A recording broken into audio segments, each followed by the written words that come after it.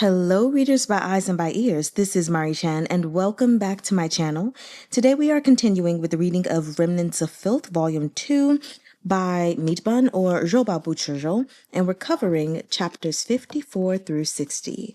So I hope you all enjoy. Chapter 54, In the Baths. After retrieving the medicine, it was time for Morsi to take Goo Mahng home. He and Jiang Fuli returned to the hall to see Goo Mahng sitting on the ground talking with little Lanar. Or perhaps more accurately, little Lanar was teaching Goo Mahng how to talk. "Dragonfly," she said quietly as she held up the bamboo trinket in her hand. Goo Mahng nodded and echoed, "Dragonfly. When dragonflies fly low, it will rain." Goo Mahng nodded along, blue eyes fixed unblinkingly on that bamboo dragonfly. Lanar noticed his longing gaze. She tilted her head in quick thought, then handed the little figure to him. "Daga, if you like it, I'll give it to you." Goo Mahng's eyes flew wide. "For me?" It had been a long time since this little girl had someone to talk to. A shy and gentle smile spread over her delicate face. Cheeks dimpling, she said, "I'm giving it to you." Goo Mahng's eyes shone in surprise and delight as he accepted the bamboo dragonfly. He lovingly cupped it in his palms as if he had received some rare treasure and gazed at it for a long time. Then he held it aloft and made it fly before Lanar. One was tall and one small, but both laughed. Engrossed in their game, neither noticed that Jiang Fuli and Morsi had returned. Goo Mahng tucked the little dragonfly into her hair and smiled. "It looks pretty like this." "It looks pretty on Dagaga's head, too." At this, Goo Mahng placed the dragonfly on his own head. The two of them giggled up another storm. Then Goo Mahng, after a moment's thought, pressed the dragonfly back into little Lanar's hand. "I'm done playing with it. I'm giving it back to you." Lanar was startled. "Why?" "I can't take other people's things whenever I want. I live with a very, very mean person." Goo Mahng waved his hand in great big circles, as if supplementing his paltry vocabulary with gestures in order to fully demonstrate just how ill-mannered this person was. "Very mean. When I'm in his territory, I have to listen to him. If I don't, he feeds me very spicy medicine and howls at me." Morsi blinked. Lanar couldn't help the pity that rose on her face. She reached out a small hand and patted Goo Mahng's head. "Dagaga is so unfortunate." After a pause, she continued, "But this is just one little dragonfly, and it's not expensive, so he won't blame you. I'm giving it to you. Next time, will you play with me again?" "I like playing with you, but I can't take the dragonfly," Goo Mahng answered plainly. The little girl's face brightened at the first sentence, but some disappointment appeared upon the second. "It's not really expensive," she said softly. "You have to work to get things. This is the Sheeha Manor rule," said Goo Mahng. "Or you need to bed me, then—" He was still speaking when Morsi hauled him away. Morsi shot him a vicious glare and snapped, "You want a 7-year-old to bed you? Have you no shame? We're leaving. Come on." Behind the two of them, Jiang Fuli tucked his hands in his sleeves and said solemnly, "Shizun, don't forget what I told you." Chonghua's end-of-year memorial ceremony required the emperor and nobles to offer sacrifices to past generations of their martyred heroes. At Chonghua's southeastern border, there was a ravine with deep, calm waters at its bottom that flowed all the way to Baidi city of western Shu. It was said that this river ran beyond the 9 provinces and into the Soul River of the underworld. This was the only link between the world of the dead and the world of the living. Chonghua was a nation that placed great emphasis on funeral rites, and its rules were solemn and strict. Every year, before New Year's Eve, the emperor led a succession of state officials to the abyssal river to offer sacrifice. This year, naturally, was no different. Li Wei, as was custom, took out Morsi's ceremonial robes the night before they were to depart. He knocked on the door of Morsi's study with the robes in his arms. "Come in." Li Wei entered the room. Morsi was sitting by a round window framed in black bamboo, reading quietly. No matter how many times he saw him, Li Wei would always sigh. His lord was a rare beauty indeed.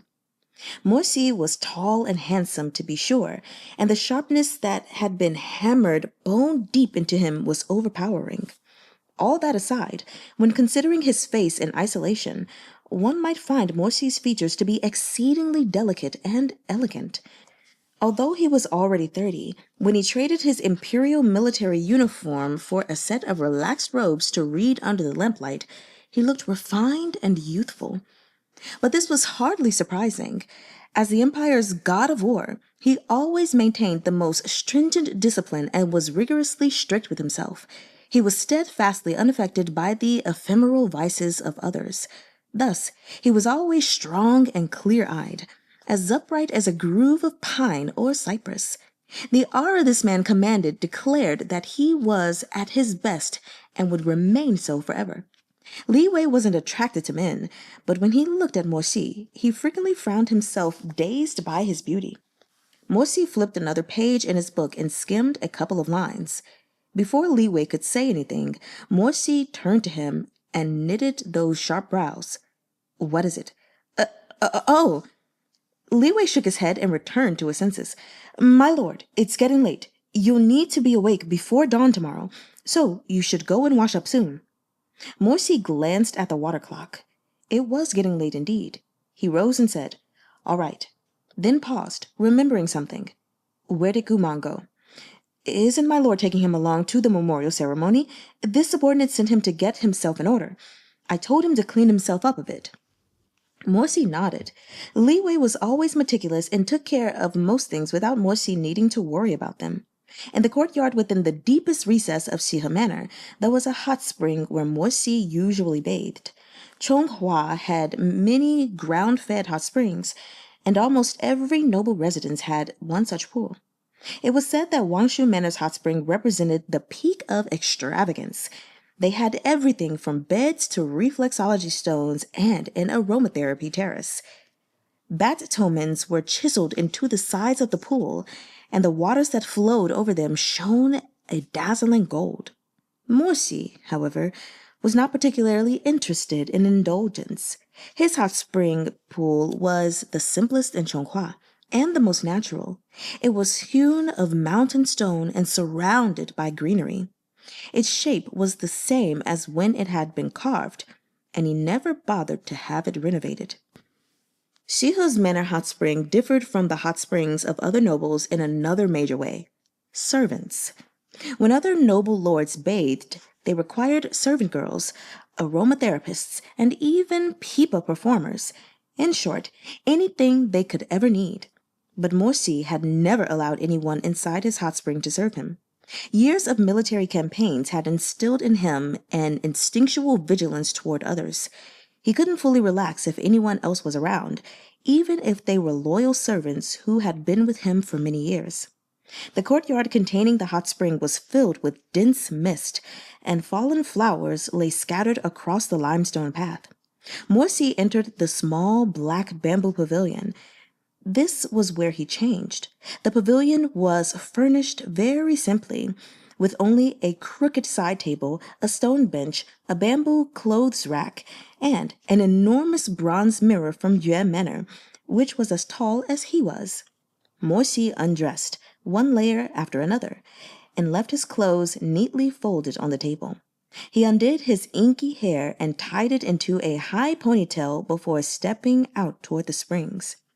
The water was clear and the night was still, with bright moonlight above, and fragrant flowers all around him. Waves rippled as he slipped into the pool. Lotuses nourished by spiritual energy grew within the hot spring, the blossoms ranging from brilliant sunset reds to lustrous jade whites. However, none of them rivaled Shihujuan's reflection on the water.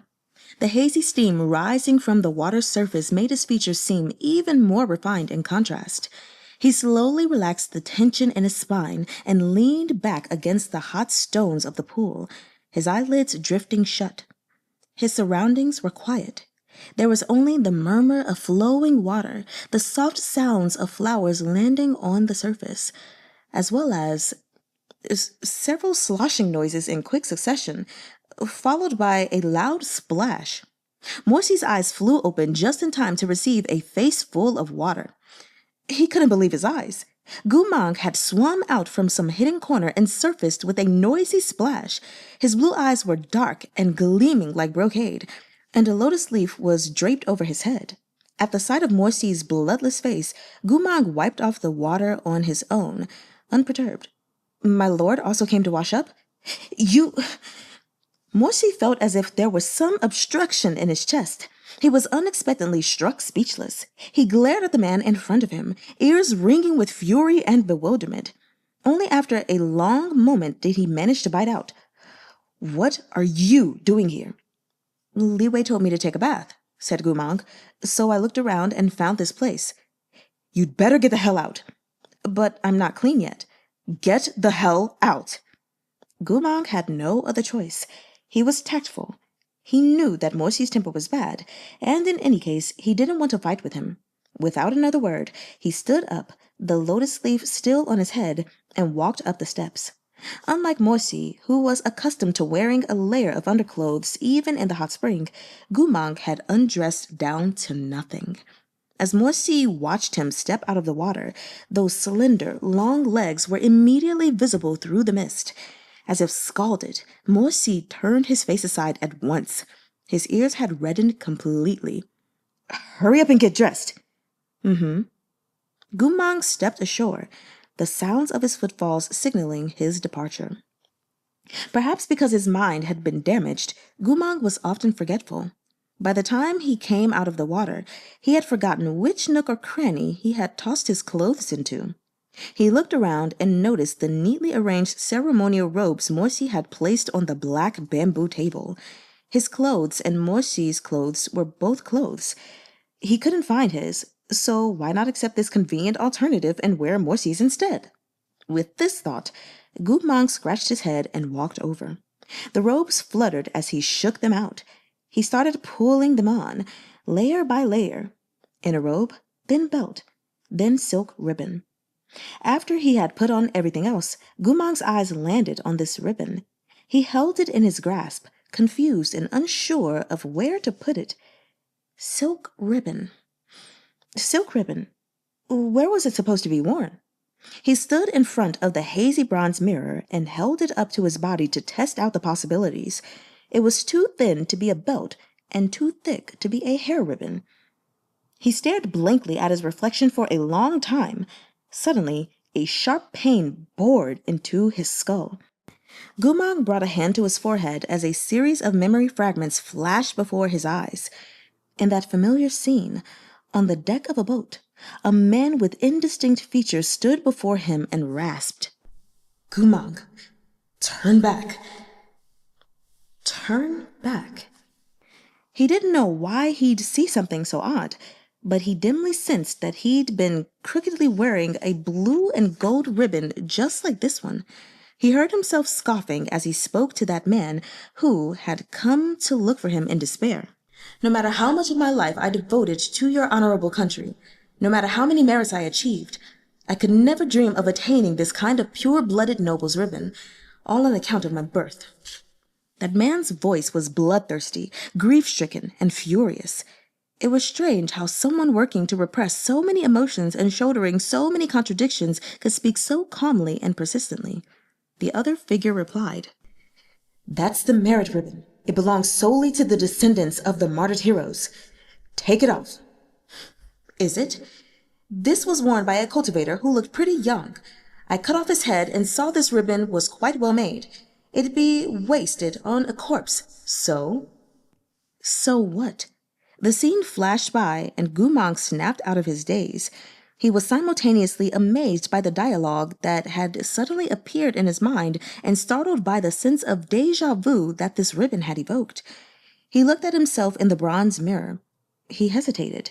In the end, standing before his reflection, he raised the ribbon with trembling fingers and tied it over his forehead. Yes, this was the place. There seemed to be a dormant longing in his heart, a kind of indescribable anguish and urgency. It was like he had been waiting to wear this ribbon for a long, long time. Throughout all of this, Morsi hadn't spared him a glance. When Goo Mahng finished dressing, he returned to the side of the pool. "I'm done. Should I wait for you?" he asked. Only then did Morsi turn his face, expression stormy and lips pressed into a thin line. What he beheld left him frozen in shock. A furious surge of hatred, mixed with a fiery stream of something he couldn't name, roared through his head. Goo Mahng. There amid the moonlit flowers, Goo Mahng stood in ceremonial robes that gleamed like snow, the hems of the sleeves shimmering gold. 3 layers of belts crisscrossed across his waist, and the train brushed the ground. But these details were all insignificant. It was the blue and gold ribbon on Goo Mahng's forehead that made Morsi's eyes begin to redden. That was the ceremonial emblem worn by the descendants of Chonghua's heroes, for the most honorable of their deceased ancestors. Generations of the Mo clan had served their nation, so this ribbon was an essential part of their family regalia whenever they offered sacrifice. The one Goo Mahng wore had belonged to Morsi's father. Morsi felt the twist of a knife in his chest. The agony of splitting flesh seemed to rush at him from the past. Nearly apoplectic, he raged. "You! How dare you!" Goo Mahng was startled. Huh? Who let you touch those things?" Morsi snapped. "Take the soul emblem off your head." Goo Mahng didn't know why he was suddenly filled with a new and insistent defiance. He took a step back and said 2 curt words to the man in the hot spring. "I won't." These simple words ignited an explosion, like sparks landing in sizzling oil. Goo Mahng saw Morsi's eyes blaze bright, fury raging within them. His gallant face turned terrifying. Goo Mahng could almost see the city of rationality in Morsi's eyes burn down, scorched wood falling and flames flaring in his gaze. Morsi emerged from the water with a loud splash. His snow-white inner robe gaped open as water steamed from his sturdy, heaving chest. His eyes were violent and hot, his entire body emanating an aura of terrible wrath, like black storm clouds pressing in on city walls. Goo Mahng turned to run. Morsi was still in the pool, but he reached out and caught hold of Goo Mahng's wrist. With a swift jerk, water splashed across the stones as he pulled Goo Mahng bodily into the spring. Chapter 55. Don't you know how dirty you are? Goo Mahng was caught off guard. He had no time to get his bearings and tumbled fecklessly into the deep end of the spring. Only after he had gulped down many mouthfuls of water did Morsi yank him back up and shove him against the side of the pool. Morsi reached over to pull the ribbon off his head. For some reason, this triggered a desperate panic in Goo Mahng's heart. He began to thrash violently. The ceremonial robes he was wearing were already completely soaked. Pinned beneath Morsi, he seemed like a trapped animal or a dying fish. "No, don't. In the depths of his memories, there had once been someone who had furiously and hatefully wanted to take this from him. But Goo Mahng couldn't remember who. He couldn't even tell if this was something he'd imagined or if it had truly happened. He only knew that his heart ached. He only knew dimly that this silk ribbon was his. He deserved it. He wanted it. He longed for it. But he could only look at it from afar. "Give it back." "No, I won't." The 2 of them began to tussle furiously right there in the hot spring. The churning waters scattered the moon's reflection. In his agitation, Goo Mahng sank his teeth into Morsi's hand. Because Goo Mahng's core had been broken, he no longer possessed any spiritual energy. His body was covered in scars, and his strength was nothing like it used to be. He was no match for Morsi, who painstakingly maintained himself. These days, Goo Mahng could never match his Morshudi in a fight. He had to resort to this ridiculous and bestial course of action to defend what he yearned for, a yearning that would go unanswered in life and in death. Morsi was incensed beyond endurance. He could bear Goo Mahng stabbing him and betraying him, but taking this ribbon violated the strictest taboo in his heart. This was the ribbon that had once belonged to his father. His papa had died at the hands of the Liao Kingdom's cavalry as he evacuated citizens of Chonghua from their city. This ribbon was the last thing he had left for Morsi.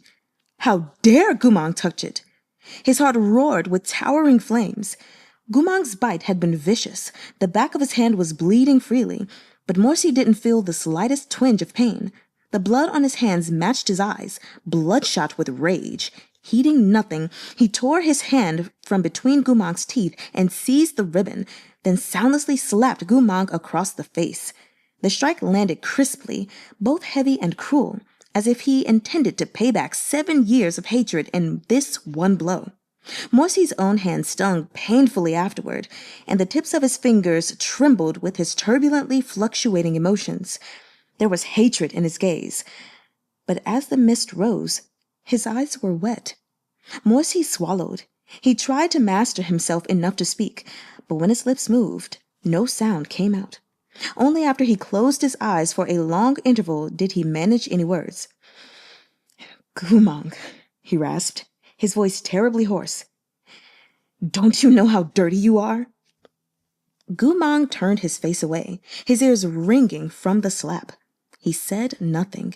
His cheek was swollen, his lips still bloody from biting Morsi. In truth, he couldn't really understand what Morsi was saying. It was just that his heart seemed to hurt very badly. It was as if he had lived in constant fear of hearing those words from the man before him, from years and years ago. "Don't you know how dirty you are? Don't you know your place? How could you ever be good enough?" It was as if, all this time, he had been readying himself for Morsi to say this to him. Even with his memory stripped away, his instinctive defensiveness and the stab of pain that came with it still remained. Morsi exhaled and released him. "Get out," he said in a low voice. "I don't want to see you again." The ribbon had been torn off, leaving a pathetic mark on Goo Mangh's forehead. He moved his lips and tried his best to speak, but he couldn't say anything in the end. He only glanced silently at Morsi, the rims of his eyes red, then clambered out of the hot spring in pitiable exhaustion. No, he could never defeat him. He could never defeat anyone. Rarely did he want anything, but when he did, this was what he got. Before he left the hot spring courtyard, Goo Mahng turned one last time to look at Morsi, who was still holding the ribbon in his hand. "I'm sorry," he murmured. But I really felt like that was something important to me. I really did." Morsi still hadn't turned around. "Get the hell out," he barked. Goo Mahng knew he couldn't say more. He bit his bloodied lip, lowered his head, and slowly walked out of the courtyard. When Li Wei saw Goo Mahng appear in the hall, he was shocked, speechless. Housekeeper Li couldn't be blamed. He truly had no idea what could have taken place for Goo Mahng to be plodding through the cold winter night in a set of soaking wet ceremonial robes. Like a wandering ghost, like a demon trapped in the world of the living. "Goo Mahng! Hey, Goo Mahng!" Li Wei called. Goo Mahng only paused for a moment. Then he continued to walk toward his little hidey-hole den, head hanging low. Li Wei hurried over and pulled him to a stop. "What did you do? Why are you wearing the Lord's ceremonial robes? Don't you know how important these are? Don't you know?" "I know," Goo Mahng spoke at last. His mind wasn't good anymore. As soon as he got sad, he couldn't keep his words straight and found it impossible to get his point across. He tried valiantly to express himself, but he could only wring out short and stiff sentences, clumsy and pathetic. "I can understand. I try to understand." In the frigid winter night, the wet robes stuck to his skin, each gust of wind chilling him to the bone. Who knew how long he had been trudging around barefoot? When he looked up at Li Wei, his lips were pale and trembling. "I also want to understand. I also want to remember. but I can't. Goo Mahng clutched his head in agony. I don't know what I did wrong. I keep doing things wrong. I'm always doing things wrong. That's why all of you treat me like this. Li Wei was stupefied. What had happened? Why did he have such a glaring red mark on his face? Why was there blood in his mouth? Why was he talking like this? Li Wei flinched and blurted, You didn't go to the hot spring in the rear courtyard because I told you to bathe, did you? Goo Mahng said nothing, his lips pressed tightly together. Are you crazy? That's where the Lord bathes. He's a clean freak. Didn't I tell you already? Don't you know what status you have? Don't you know how... It seemed as if Goo Mahng was terrified of hearing those words come out of yet another person's mouth. He shuddered violently and grabbed Li Wei's hand, stopping him mid-sentence. Trembling, Goo Mahng tried his best to keep his face impassive, like a vanquished wolf trying to regain his dignity as he lay in a pool of his own blood. But as he blinked his blue eyes, they glimmered with a tearful light. He said in an unsteady voice, Yes, I know. I'm dirty. I won't do it again. But... His expression was hesitant, his lashes quivering. He suddenly choked up. He didn't even know why he was so upset. Goo Mahng crouched, curling into a tiny, pathetic ball. So many years had passed. He'd won. He'd lost. He'd been devoted. He'd been disloyal. But still, nothing could change the bone-deep lowliness in him. Just like before, he still had nothing, other than a body covered in scars and a long list of crimes. Just like before, he couldn't even touch the ribbon that represented the bloodline of heroes without being punished in the most painful way. He buried himself in the dust, hanging his neck so low it seemed it had collapsed under some heavy thing he'd forgotten entirely. You don't get it. None of you do. His voice caught tearfully in his throat. It should have been mine. It should have been. Li Wei was completely at a loss. Although he could be foolish and was a gossipy blabbermouth, he'd always been a friendly person at heart. He held no grudges against Goo Mahng, so the sight of this distraught man sobbing in front of him left him speechless. After a stretch of uneasy silence, he couldn't help but ask, What should have been yours? Oh, but Goo Mahng couldn't explain it either. What that ribbon meant, what it symbolized, represented, he couldn't remember any of it. He understood that it belonged to Morsi, but he didn't know why he would feel such agonizing pain. What exactly should have been yours? Li Wei asked in exasperation. Everything in Shih Manor belongs to the Lord, even me and you. We all belong to the Lord. What can we have? Sighing, he patted Goo Mahng's shoulder. Quick, get up and take off these clothes. If anyone else sees you wearing the ceremonial robes of the highest-ranked nobles, I'm afraid all of Shih Manor would suffer alongside you. Goo Mahng returned to his den of old furniture and shabby blankets. He felt no attachment to those sodden clothes and peeled them off as soon as he entered. After changing back into his only wrinkled cotton robe, he gave the ceremonial uniform back to Li Wei. Li Wei had initially wanted to say more to Goo Mahng, but when he took the robes and saw the state Goo Mahng was in, all he could do was sigh and turn to leave. He muttered to himself as he walked away, Thank goodness there's 2 sets of ceremonial robes. We'd be in big trouble otherwise. Goo Mahng sat down in the dim little dwelling. Fando awoke. The big black dog nuzzled up against him, as if he could smell his companion's heartbreak. He nudged Goo Mahng with his warm head and whined as he licked his cheek. Goo Mahng hugged the dog and whispered, You don't think I'm dirty, right? Fando wagged his tail and put a paw on Goo Mahng's leg. In the dark, Goo Mahng's eyes remained open. For the first time in his current awareness, he felt dissatisfied and hurt, but he didn't know how to interpret these feelings. They made him very uncomfortable, as if he were sick, the pain worse than being whipped in punishment. Goo Mahng closed his eyes and patted Fando on the head. In a small voice, he said, Fando, I don't think you're dirty either. Fando barked in reply. Here, the two of us have food to eat. Goo Mahng nuzzled Fando's damp little nose. So I can bear it. Even if it hurts a little, it's fine. Fando barked again. Goo Mahng pressed a hand to his chest and whimpered. It's fine. It only hurts a little. I can handle it. I can. It won't hurt anymore once I'm used to it. If I endure it, it'll pass. All of this will pass. Early the next morning, Morsi pushed open the door of his bedroom and stepped out, already clad in his lavish ceremonial robes. The residents of the manor looked forward to this day each year because Shizun looked particularly gallant in his uniform. Sorry. But this time, when he arrived at the hall, the servants waiting there were shocked.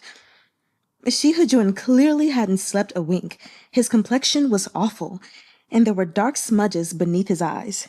He took a seat at the table, where Li Wei had already arranged the food. As usual, it was simple. 2 bamboo steamers of soup dumplings, 1 earthenware pot of fish porridge, a plate of sweet and sour crispy fish, pickled white radish, fiddleheads tossed in sesame oil, silken tofu, and a saucer of various desserts. Morsi sat at the table and didn't touch his chopsticks. "My lord?" asked Li Wei carefully. Morsi glanced at the empty seat across from him and said nothing. After a while, he ladled himself a bowl of porridge and began to eat in silence. The water clock placed on the side table dripped away. Morsi took only a few bites before he stopped altogether, as though his appetite wasn't very good. He looked up at Li Wei. "It's almost time. We need to head to the city's eastern gate to prepare for departure. He paused, then continued stiffly. "Get him out and have him accompany Shih Manor's ceremonial team. I'll be leaving now." Li Wei acquiesced. Goo Mahng must have done something to anger the Lord last night. Indeed, he must have infuriated him, Li Wei thought. The Lord had initially intended to give Goo Mahng the role of personal guard so he could keep a close eye on him at all times. But now, it seemed as if Morsi no longer cared, and he didn't want to see Goo Mahng around. He had carelessly tossed him into the ceremonial team, as if nothing mattered so long as Goo Mahng didn't get into trouble under his nose. Was venturing into the hot spring enough to provoke such fury? Li Wei felt a little nervous, but he didn't dare entertain any further conjecture. He was a smart man and knew very clearly that some matters were worse to know about than not. Curiosity was by no means the most difficult thing to endure. That honor belonged to secret keeping. Thus, Li Wei clung to his ignorance and shoved his fanciful thoughts to the back of his head. He went to the rear courtyard to fetch Goo Mahng from his den as instructed. Goo Mahng took no issue with the new arrangements. His broken mind had a silver lining. After a night's sleep, he'd calmed down a great deal. When Li Wei told him to go with the ceremonial weaponry team, he did so without objection. But Li Wei still had his misgivings. After he brought Goo Mahng to the team, he gave the captain some instructions, as well as a cloth bag containing a jar of medicine. "This is the pacifying medicine prescribed by Medicine Master Jiang. I reckon the Lord will see that he drinks it. But there's a chance that he might not," Li Wei warned. "Anyway, you need to take care of it. If Goo Mahng doesn't want to drink it, you must force him. This is a very serious matter." The captain agreed and accepted the jar. Thus, the journey began. Chapter 56. I'll Hold You. The imperial procession set out on their long journey with all pomp and circumstance, heading east out of the capital. Like a vast surging wave, they processed toward the soul-calling abyss. The journey would take around 3 days. At dusk on the first day, they reached the banks of the Fushui River.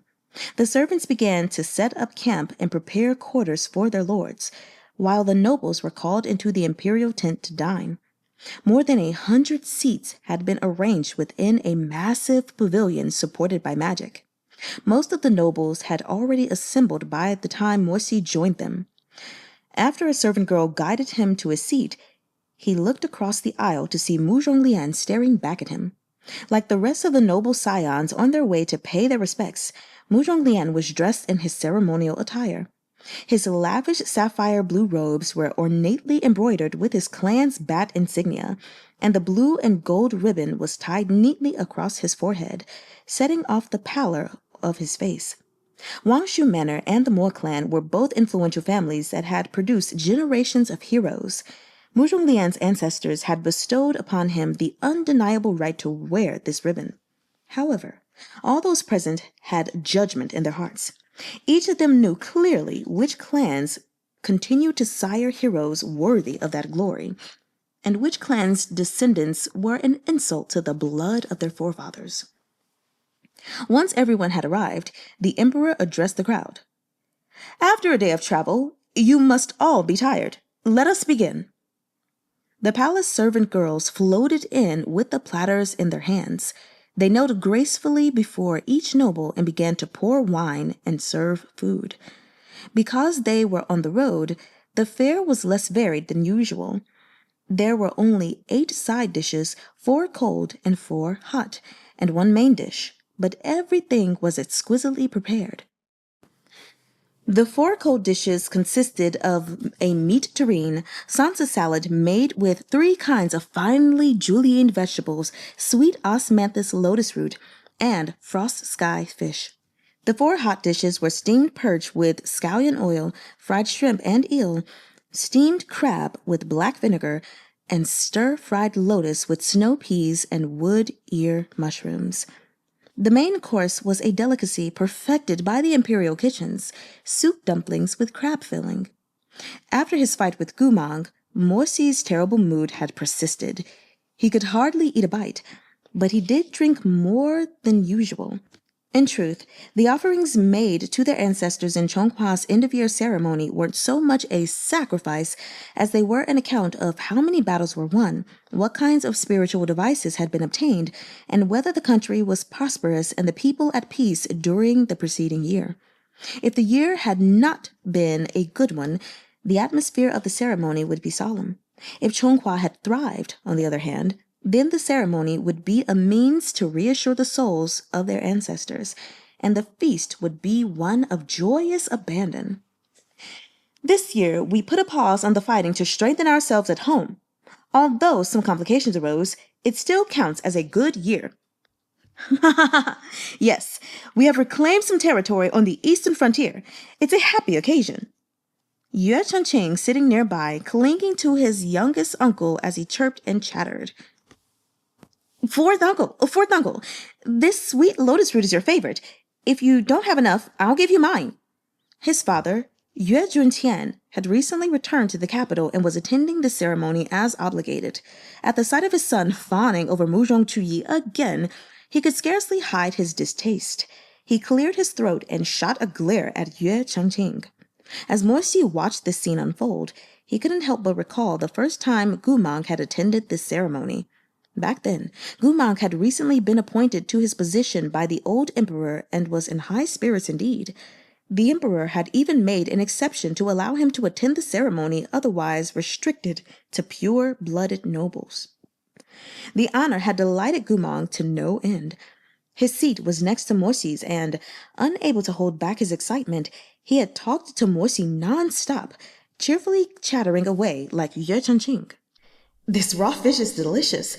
I heard the imperial cooks use carp fresh from the river. Try some. Don't you like it? Morsi closed his eyes and swallowed a mouthful of strong wine. Not once throughout the feast did he touch the frost sky fish.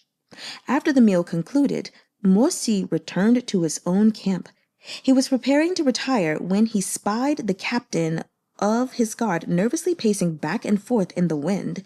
The man rushed toward him on sight. "My lord," he cried out in fright. Morsi looked up. "What is it?" Head housekeeper Lee instructed me to keep an eye on Goo Mahng and give him his medicine, but when I went to his tent, I couldn't find him anywhere. He didn't even eat dinner with us. I don't know where he went." Morsi wasn't too worried. He could sense that Goo Mahng was still in the encampment through the slave collar around his neck. Morsi sighed. Give me the medicine jar. You may go rest. But are you personally going to handle such a trivial matter? Morsi had no wish to continue the conversation. He only repeated, "You may go." There was no arguing with such direct dismissal, no matter what the captain thought. He respectfully passed Morsi the medicine jar and left as instructed. On the banks of the Fu Shui, the night winds were sharp and biting. Morsi stood still for a moment, sobering up, then took a stroll around the encampment. As expected, Goo Mahng hadn't escaped. He had sat down at the base of a dawn redwood and fallen asleep, curled in on himself. Morsi looked down at him for a long while, then slowly got down on one knee. His anger from yesterday had not completely dissipated, and the atmosphere between them was awkward in the extreme. A long beat of silence passed before Morsi spoke. "Wake up. Go sleep in your tent." Everyone in this camp had their own tent already pitched. Morsi didn't understand why Goo Mahng had run off to use the ground for a bed and Sky for a blanket instead. "Wake up." He repeated himself several times, but Goo Mahng showed no reaction.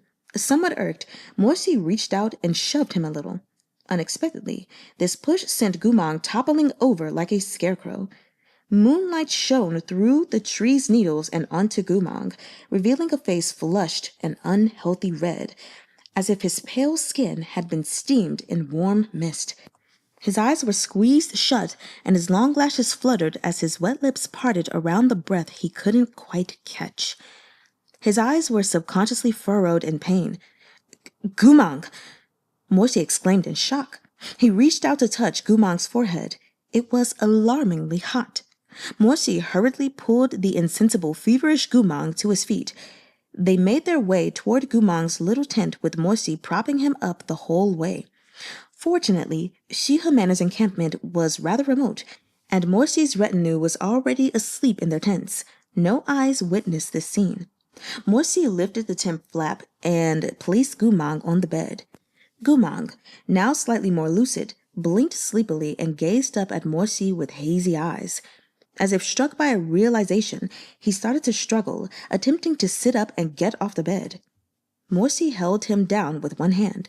He suppressed his own anxiety as he said quietly through gritted teeth, "Lie down. What are you fussing for?"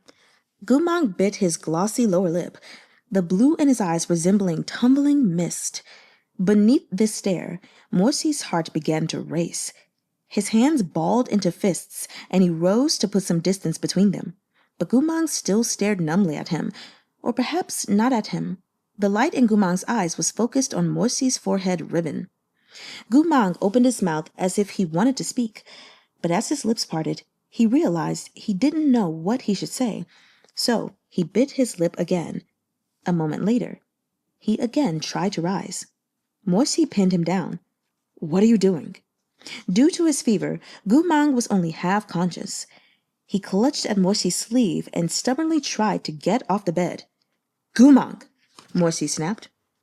Hearing his own name seemed to waken a glimmer of awareness in Goo Mahng. He shivered, his silhouette hunching further until he looked wretched, like a ball of mud trying to slip off the edge of the bed. But Morsi held him back. Morsi blocked his way. Goo Mahng sat in a daze for some time before he mumbled, "Let me go. Please let me go. You have a fever. Lie down. Let me go. I don't want to be here." Morsi's heart was gripped at once by pain and hatred, annoyance and warmth. He helped Goo Mahng sit upright once more, then tried to ease him down to lie on his back. Goo Mahng didn't comply. This time, he grabbed Morsi by the lapels and pressed his scalding forehead to Morsi's waist. "I don't want to sleep here." That proud neck that had never bent now seemed like it could break at any moment. Goo Mahng slumped against Morsi, feverish and dizzy. He had wanted to push Morsi away, but he also felt as though he'd grabbed hold of something warm and solid, like a man floating in an icy lake who had seized onto a piece of driftwood. In the end, his rejection became a helpless embrace. Goo Mahng clung to Morsi with his face pressed to his hip. Your bed is too clean for me, he mumbled hoarsely. Morsi stared at him. What? I'm dirty. Morsi felt as if he'd taken a sharp strike to the chest. It hurt so much, but the person clutching at him was still muttering intermittently, incoherently. Whether because of the agony of the fever or his terror of something else, he held on, his voice tearful and broken. I don't know how to sleep without getting it dirty. So, let me go. Let me go. Where do you want to go? Whispered Morsi. This question seemed to reach Goo Mahng, dealing him a blow. He opened his eyes in bewilderment, his voice teetering on a sob. I don't know either. The lump in Morsi's throat was bitter. He looked down at Goo Mahng, momentarily speechless. I'm already dirty. I'm covered in filth. I don't know where I'm supposed to go. I don't know where I can go. Morsi's heart throbbed. As he looked down at Goo Mahng from this angle, he could dimly see the cheek that Goo Mahng had turned away, could almost see the red mark his slap had left yesterday. He really hadn't held back at all. Don't you know how dirty you are? The words echoed in his ears. Did he regret it? No. His heart was already stone. He did not regret it. It was just that he didn't know why, but a brilliant smile haunted his thoughts. It was a smile from many years ago, when they had still been young. Back then, there had been no romance between them. They were only ordinary comrades like any other soldiers. Morsi had been ambushed and lay surrendered, suffering in agony as he waited for reinforcements. He had waited for so long that he had started to wish for death.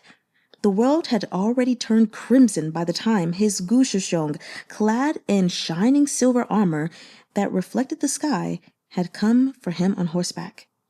Goo Mahng had dismounted and wrapped his arms tightly around his wounded Shudi. Morsi was covered in the venom of the Liao Kingdom's beasts. He rasped through dry lips. Let's go. Shudi! Don't touch me, Morsi gasped. I'm covered in filth. All this blood is poisonous. It's filthy. It will make you dirty too. It will make you sick. We've only fought one battle together. We're neither friends nor family, so why would you suffer with me? But what had Goo Mahng said to him back then? These dusty and distant memories he'd never wanted to relive bubbled and boiled over. Goo Mahng had said, Don't be afraid. Shxiong will stay with you. Someone had to pull you from that filthy, poisonous blood. Risks be damned. Don't worry. I'm not scared. Since I chose this path, since I've taken to the battlefields, I never expected to return healthy and whole. It doesn't matter if you're a noble, a slave, or a commoner. You and I are fellow soldiers. I'll see this ordeal through with you, in life or in death. I, Goo Mahng, am a slave, and this is the first opportunity I've had to prove myself like this. I'm not afraid of death. I just want Chonghua to see, for His Imperial Majesty to see, for all of you to see, that though I'm a lowly slave, I'm the same as you. I have the same passionate devotion, the same life or death loyalty. I'm worthy of being called your sugar, your brother. Get blood on me. I don't mind. Give me your hand. No matter how dirty you are, I will embrace you. No matter how much it hurts, I will stay by you. No matter how far it is, I will bring you home. Phantom talons tightened around Morsi's heart, ripping the flesh apart. On one side lay the nation's hatred, on the other, his deepest debt. Why? Why was it the same man who had given him both the greatest agony and the greatest love? He had been pushed beyond the limits of his endurance. He couldn't breathe. In the dim candlelight, his eyes were fixed on Goo Mahng's face. So much hatred, so much love, and so much agony. An agony worse than death. Hold on to me. Don't worry. I'm not scared. I'm not scared. Morsi closed his eyes. The lights flickered. The tent was quiet. Morsi bent to take Goo Mahng into his arms. He carried him out of the small tent and back to his own quarters.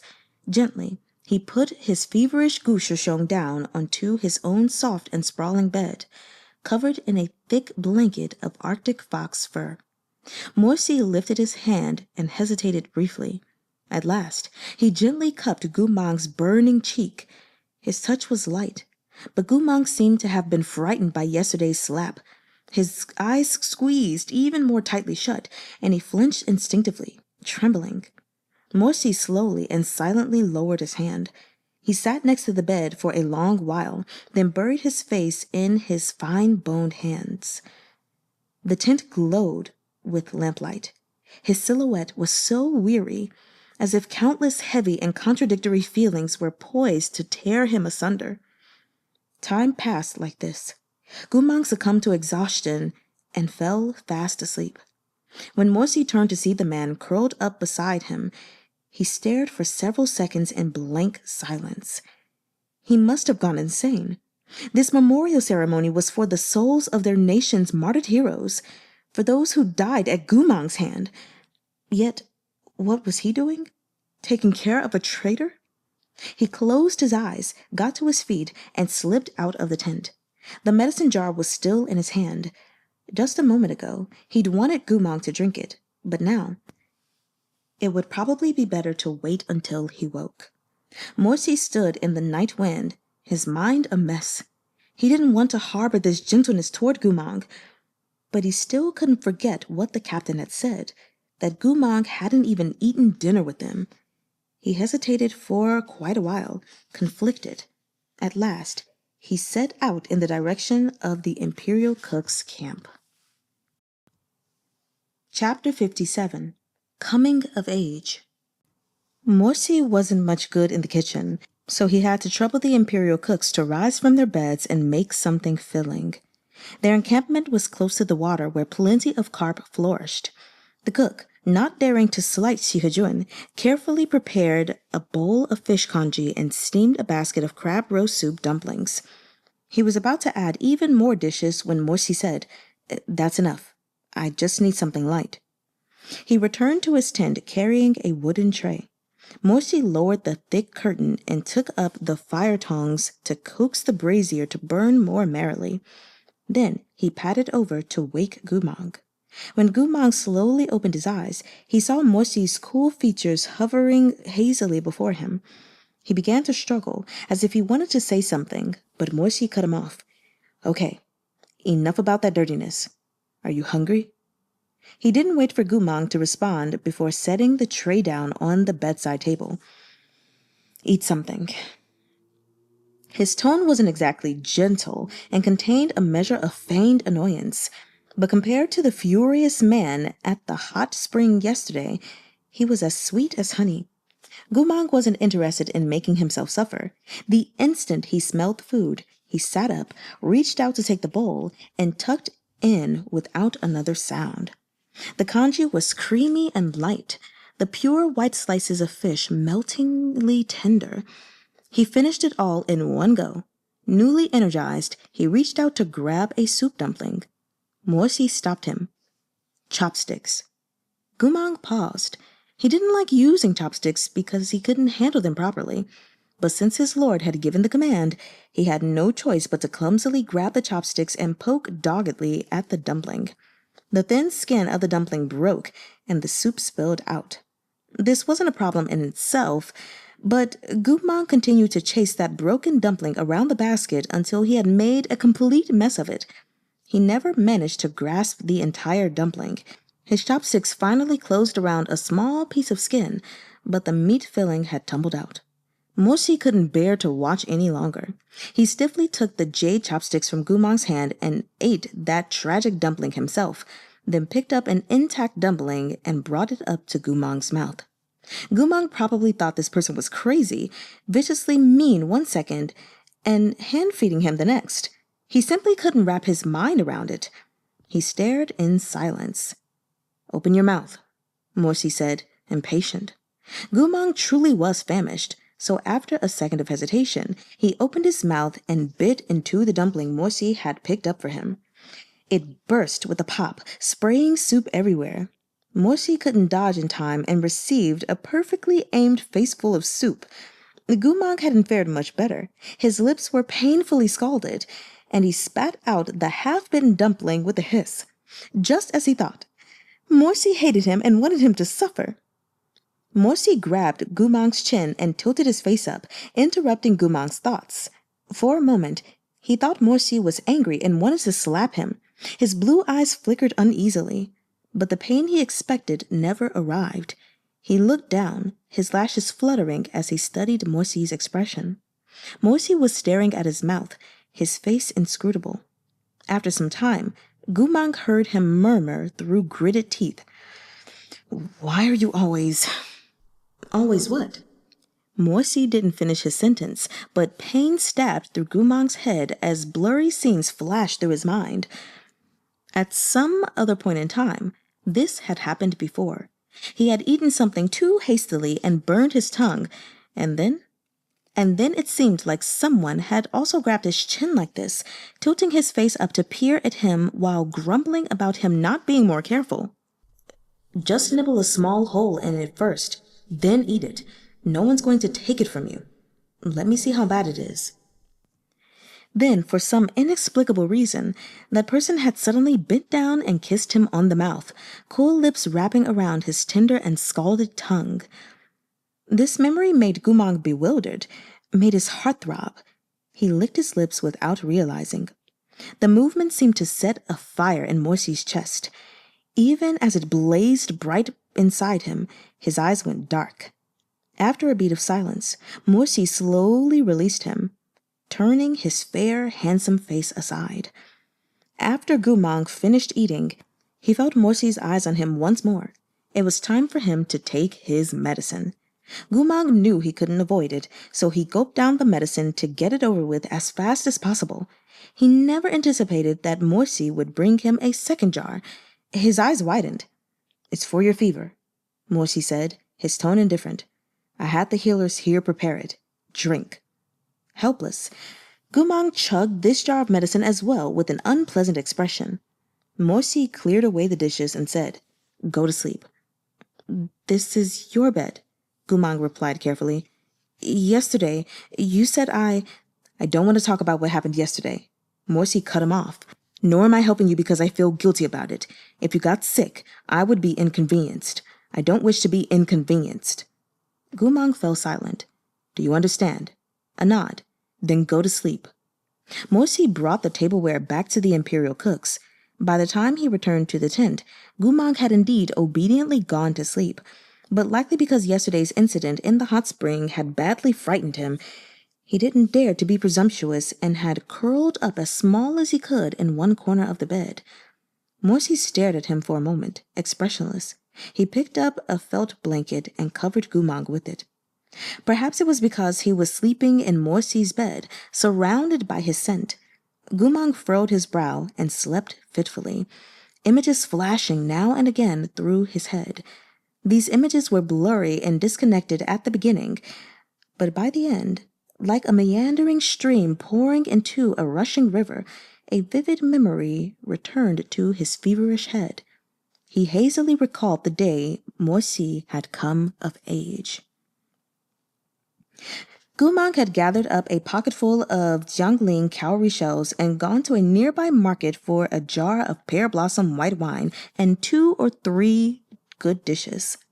The cold wind rustled past him as he slipped into Morsi's tent, arms full of food and wine. Shudi! Morsi had been reading. When he looked up and caught sight of Goo Mahng, he was visibly surprised. "What are you doing here so late?" With a smile, Goo Mahng put everything down and shook out his aching limbs. "I'm here to keep you company. Aren't you going to be 20 in a few shirtan?" Morsi looked astonished. "I forgot."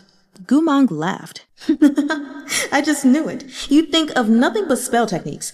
Of course you've even forgotten about something like this." He pulled over a small table and started arranging everything on it as he cheerfully continued. "Don't worry. You may have forgotten, but your sugar hasn't." Morsi rolled up his scroll and rose to help him, trying to hide his blush. "Thank you very much," he murmured. "What are you thanking me for? You only come of age once in your life. How sad would it be if you spent it out here by yourself? Come here, let sugar keep you company. He grinned mischievously. I'll keep you company as you change from a little brat into a grown man. He winked, then summoned up a solemn expression. Through youth and into adulthood. What could Morsi say to something like that? Such smarmy behavior should have infuriated him. At that time, however, Morsi had been harboring long-standing feelings for Goo Mahng. He had tried to confess them on several occasions, but each time something had gotten in the way. So he'd kept his feelings suppressed in his heart. Now, on the night of his coming of age, the object of his affections had not only remembered the date, but had even snuck into Morsi's tent to be with him. Forget Goo Mahng calling him a little brat. He could have said much worse, and Morsi wouldn't have cared. Goo Mahng lifted the lid of the food boxes to reveal several humble and common dishes.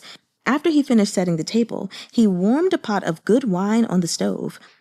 The brothers chatted and ate, and the night grew dark before they knew it.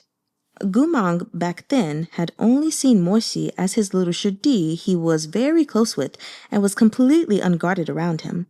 That night, Goo Mahng had a bit too much to drink, and the wine had gone to his head, so he was teasing Morsi mercilessly. In contrast, Morsi remained relatively sober and restrained.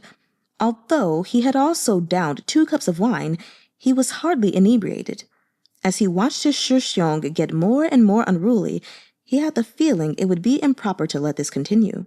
After a moment of consideration, he told Goo Mahng he would walk him back to his own tent. But Goo Mahng was having fun. How could he be willing to leave? Chuckling, he slung an arm around Morsi's shoulders and affectionately scooched closer. No way. Why should Guga go home early? You've had too much, Morsi said, exasperated, as he disentangled himself from Goo Mahng and tried to pull him up from the table.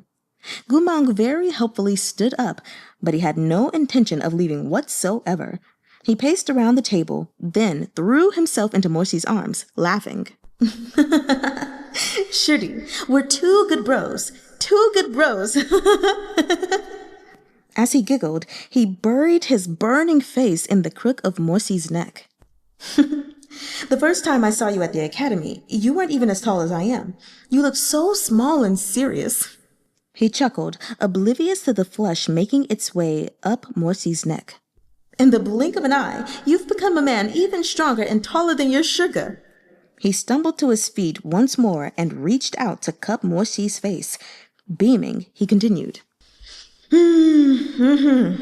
It's just your face that's still the same. When you're not glaring, you look so delicate and pretty.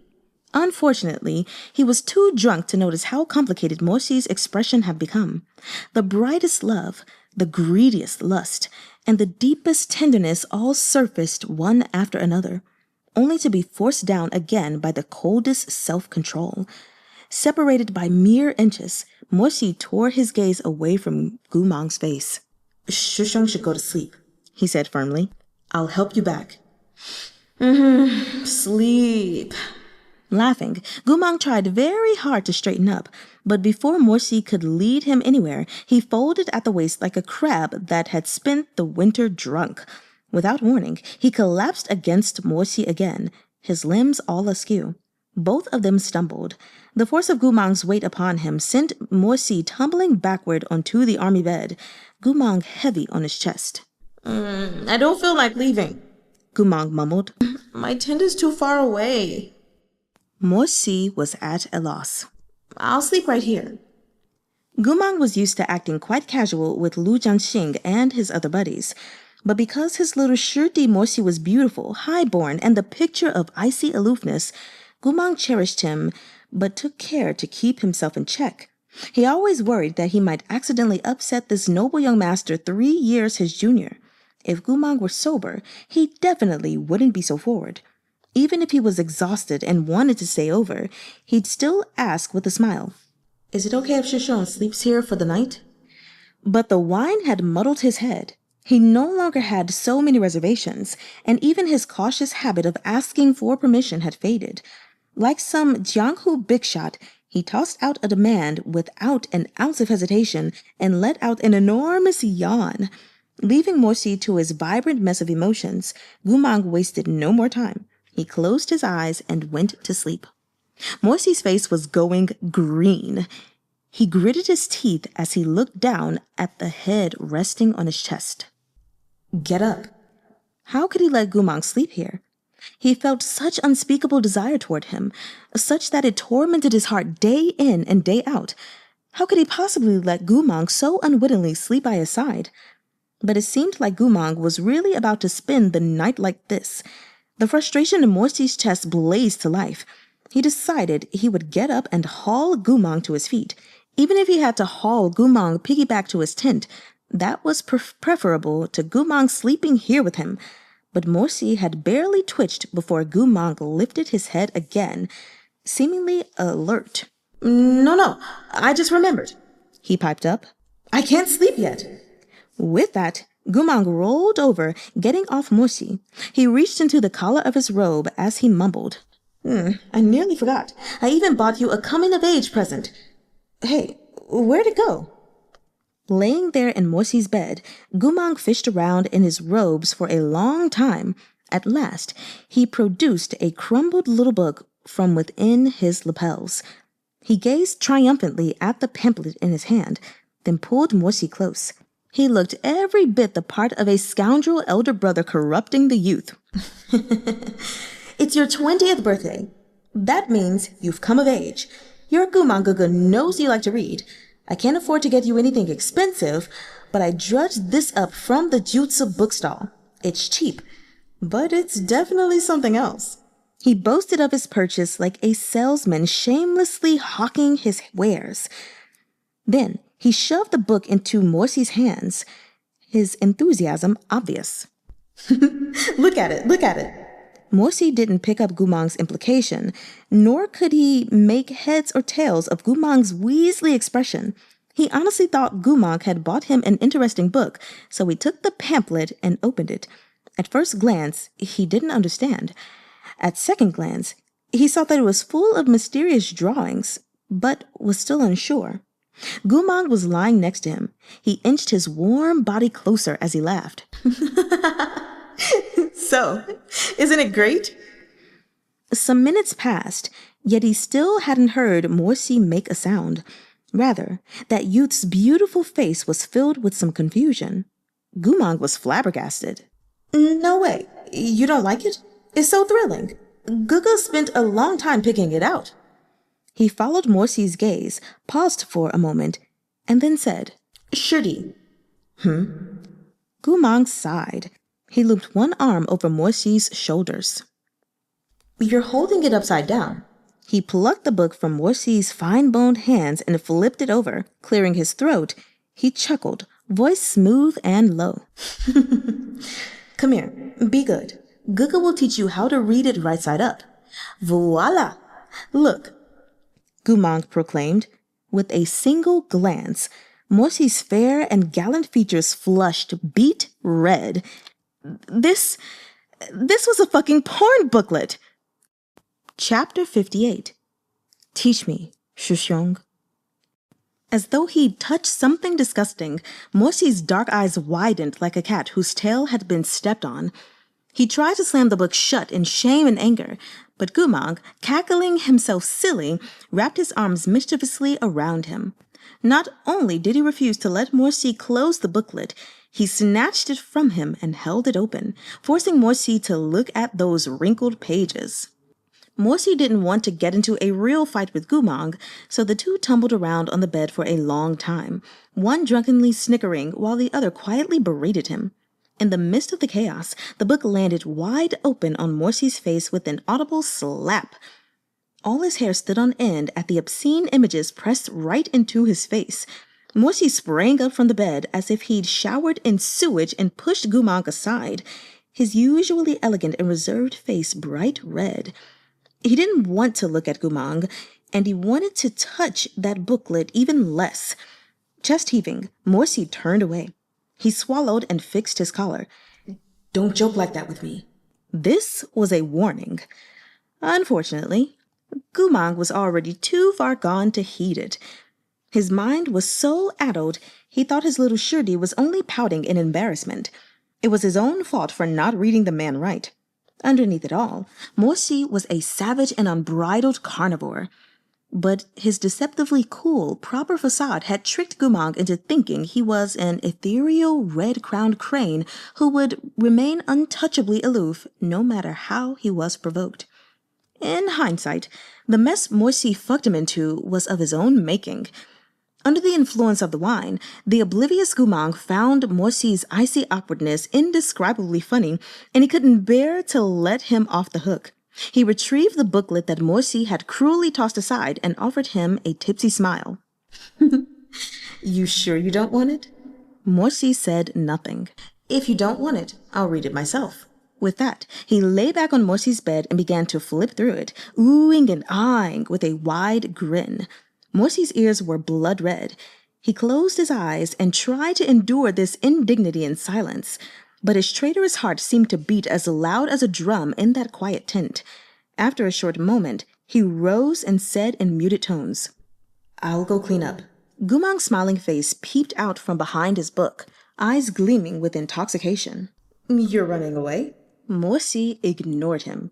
He focused on tidying up and went outside to wash the bowls and chopsticks. Goo Mahng had no idea how long his Shirdi spent out in the wind trying to calm himself down. He only thought that Morsi was awfully cute and funny.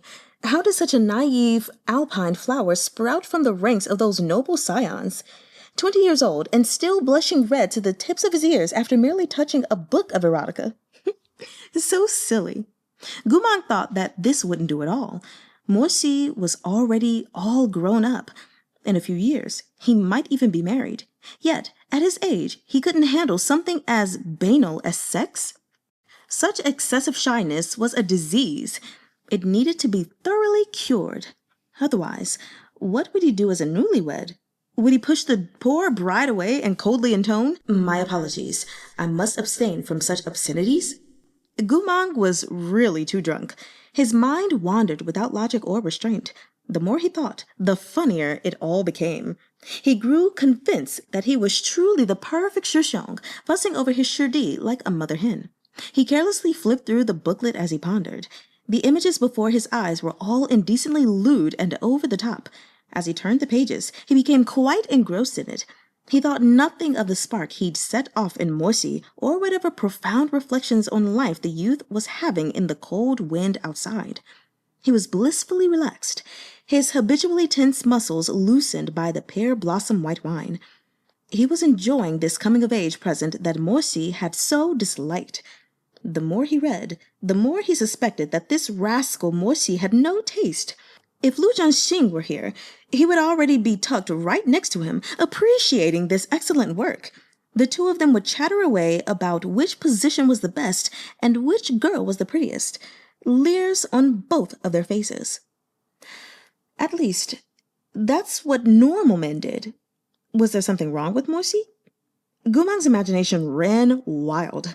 His thoughts trailed off as the drawings lit a blaze in his heart. Each of those meticulously detailed paintings was more arousing than the last. As he perused them, he felt his mouth go dry. His inebriated body was too easily set alight by the flame of desire, to the point that even his blood burned hot. In truth, he hadn't done anything sexual in a long time. When he and his brothers went out to brothels, he might get handsy with the ladies and enjoy their giggling conversation, but he'd never managed to take that final step. Even Goo Mahng himself couldn't quite explain why. Perhaps it was because he thought sex without love wouldn't be satisfying.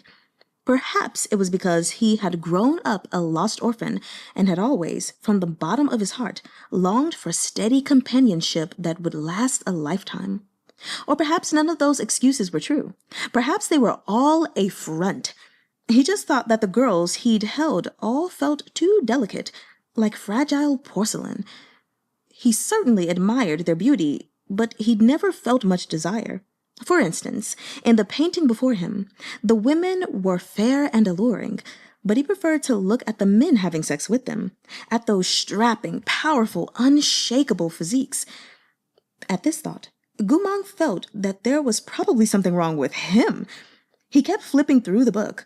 Although he'd skimmed it previously, he hadn't looked closely at every picture.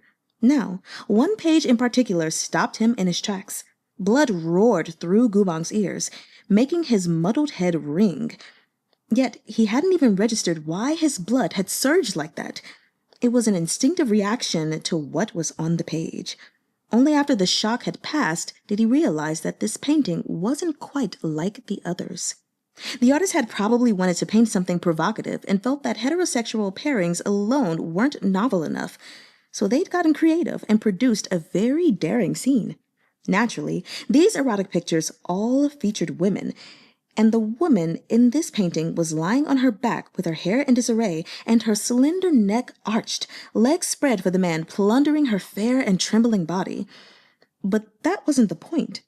The part that made Goo Manh's heart pound and set his body aflame was that there was yet another man behind the first. His arms wrapped around him from the back, and he was... With a single glance at that picture, Goo Manh's face, normally thick as a city wall, flushed red in an instant. He felt dizzy, like the answer to a question that had puzzled him for a long time had burst out of the water to stir up a maelstrom in his heart. All the blood in his body rushed south. He was instantly so hard it hurt. Goo Mahng was so dazed and drunk that he stared blankly at this picture for many minutes and didn't even notice when Morsi returned. Morsi, having contemplated the meaning of life at length outside, walked over to the bedside. Only then did Goo Mahng dimly react and turn his head in his stupor. He saw a handsome visage left pale as porcelain by the freezing wind outside. Morsi's lashes were very long, his slightly pursed lips thin and sensual. He stared down at Goo Mahng, eyes deep and dark.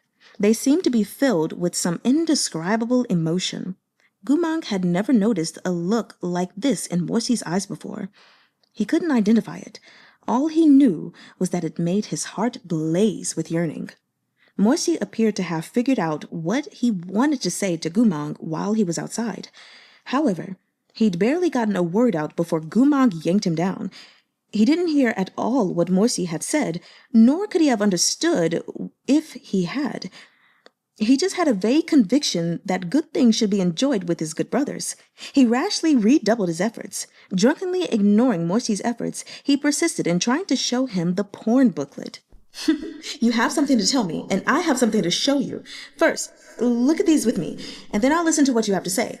Fair trade. Morsi must have been truly exasperated by his pestering, to the point that his temper had been snuffed out. Or perhaps it was because he'd made up his mind that tonight he would confess the feelings that had been building in his heart for a long time. Whatever it was, Morsi finally capitulated. He lay down next to Goo Mahng and read the damn book with him. Even noble-born foot soldiers didn't get wide camp beds. It inevitably felt a little cramped with two men squeezed together. Morsi lay on his side behind Goo Mahng and looked at the erotic booklet with him. Or, more accurately, was extorted into looking at the erotic booklet with him. Goo Mahng turned his head to peek at Morsi from time to time. You've closed your eyes again, he admonished. Open them up. Morsi said nothing. It doesn't count if your eyes are closed. Your Ge is teaching you how to hook up with girls. You'd better pay attention. Silence. Morsi had seen people get wildly drunk, but he'd never before seen a wild drunk force his brothers to read porn with him. Goo Mahng had no plans to show him the most exciting picture right away, instead flipping through the pages one by one. Every once in a while, he turned his head to check that Morsi hadn't looked away. The tent was very quiet. Goo Mahng knew that page was coming even closer. He didn't know if it was because of his penchant for teasing this icy beauty, or for some other reason, but his heart was racing. Morsi's breathing also roughened, likely in response to Goo Manhng's own agitated state. With each exhale, his searing breath brushed across Goo Manhng's temple and his firm chest pressed against his back, as if shoring up for a storm that neither of them could control. So warm, so hot. They slowly made their way through the book. Goo Mahng knew exactly how many pages were left before that picture of two men entwined. At first, he had been in a rush to reach that page and share the enjoyment of it with Morsi, but the atmosphere between the two of them gradually grew more strange. There seemed to be an invisible stream of heat passing between them where their bodies nestled together. All of a sudden, that daring jokester had second thoughts. "Why don't we stop here? Weren't you trying to show me something special?" They spoke at almost the same time. Goo Mahng turned his face, the tip of his nose almost brushing Morsi's cheek. It was like the air in the tent had thickened, becoming too hot to float and too dense to dissipate. Goo Mahng sensed danger, like he'd fallen into a trap of his own making, like he'd burned himself playing with fire. He parted his lips in an attempt to speak, but he couldn't make a sound. Morsi narrowed his eyes, watching him from mere inches away. "You weren't you?" "How special could it be?"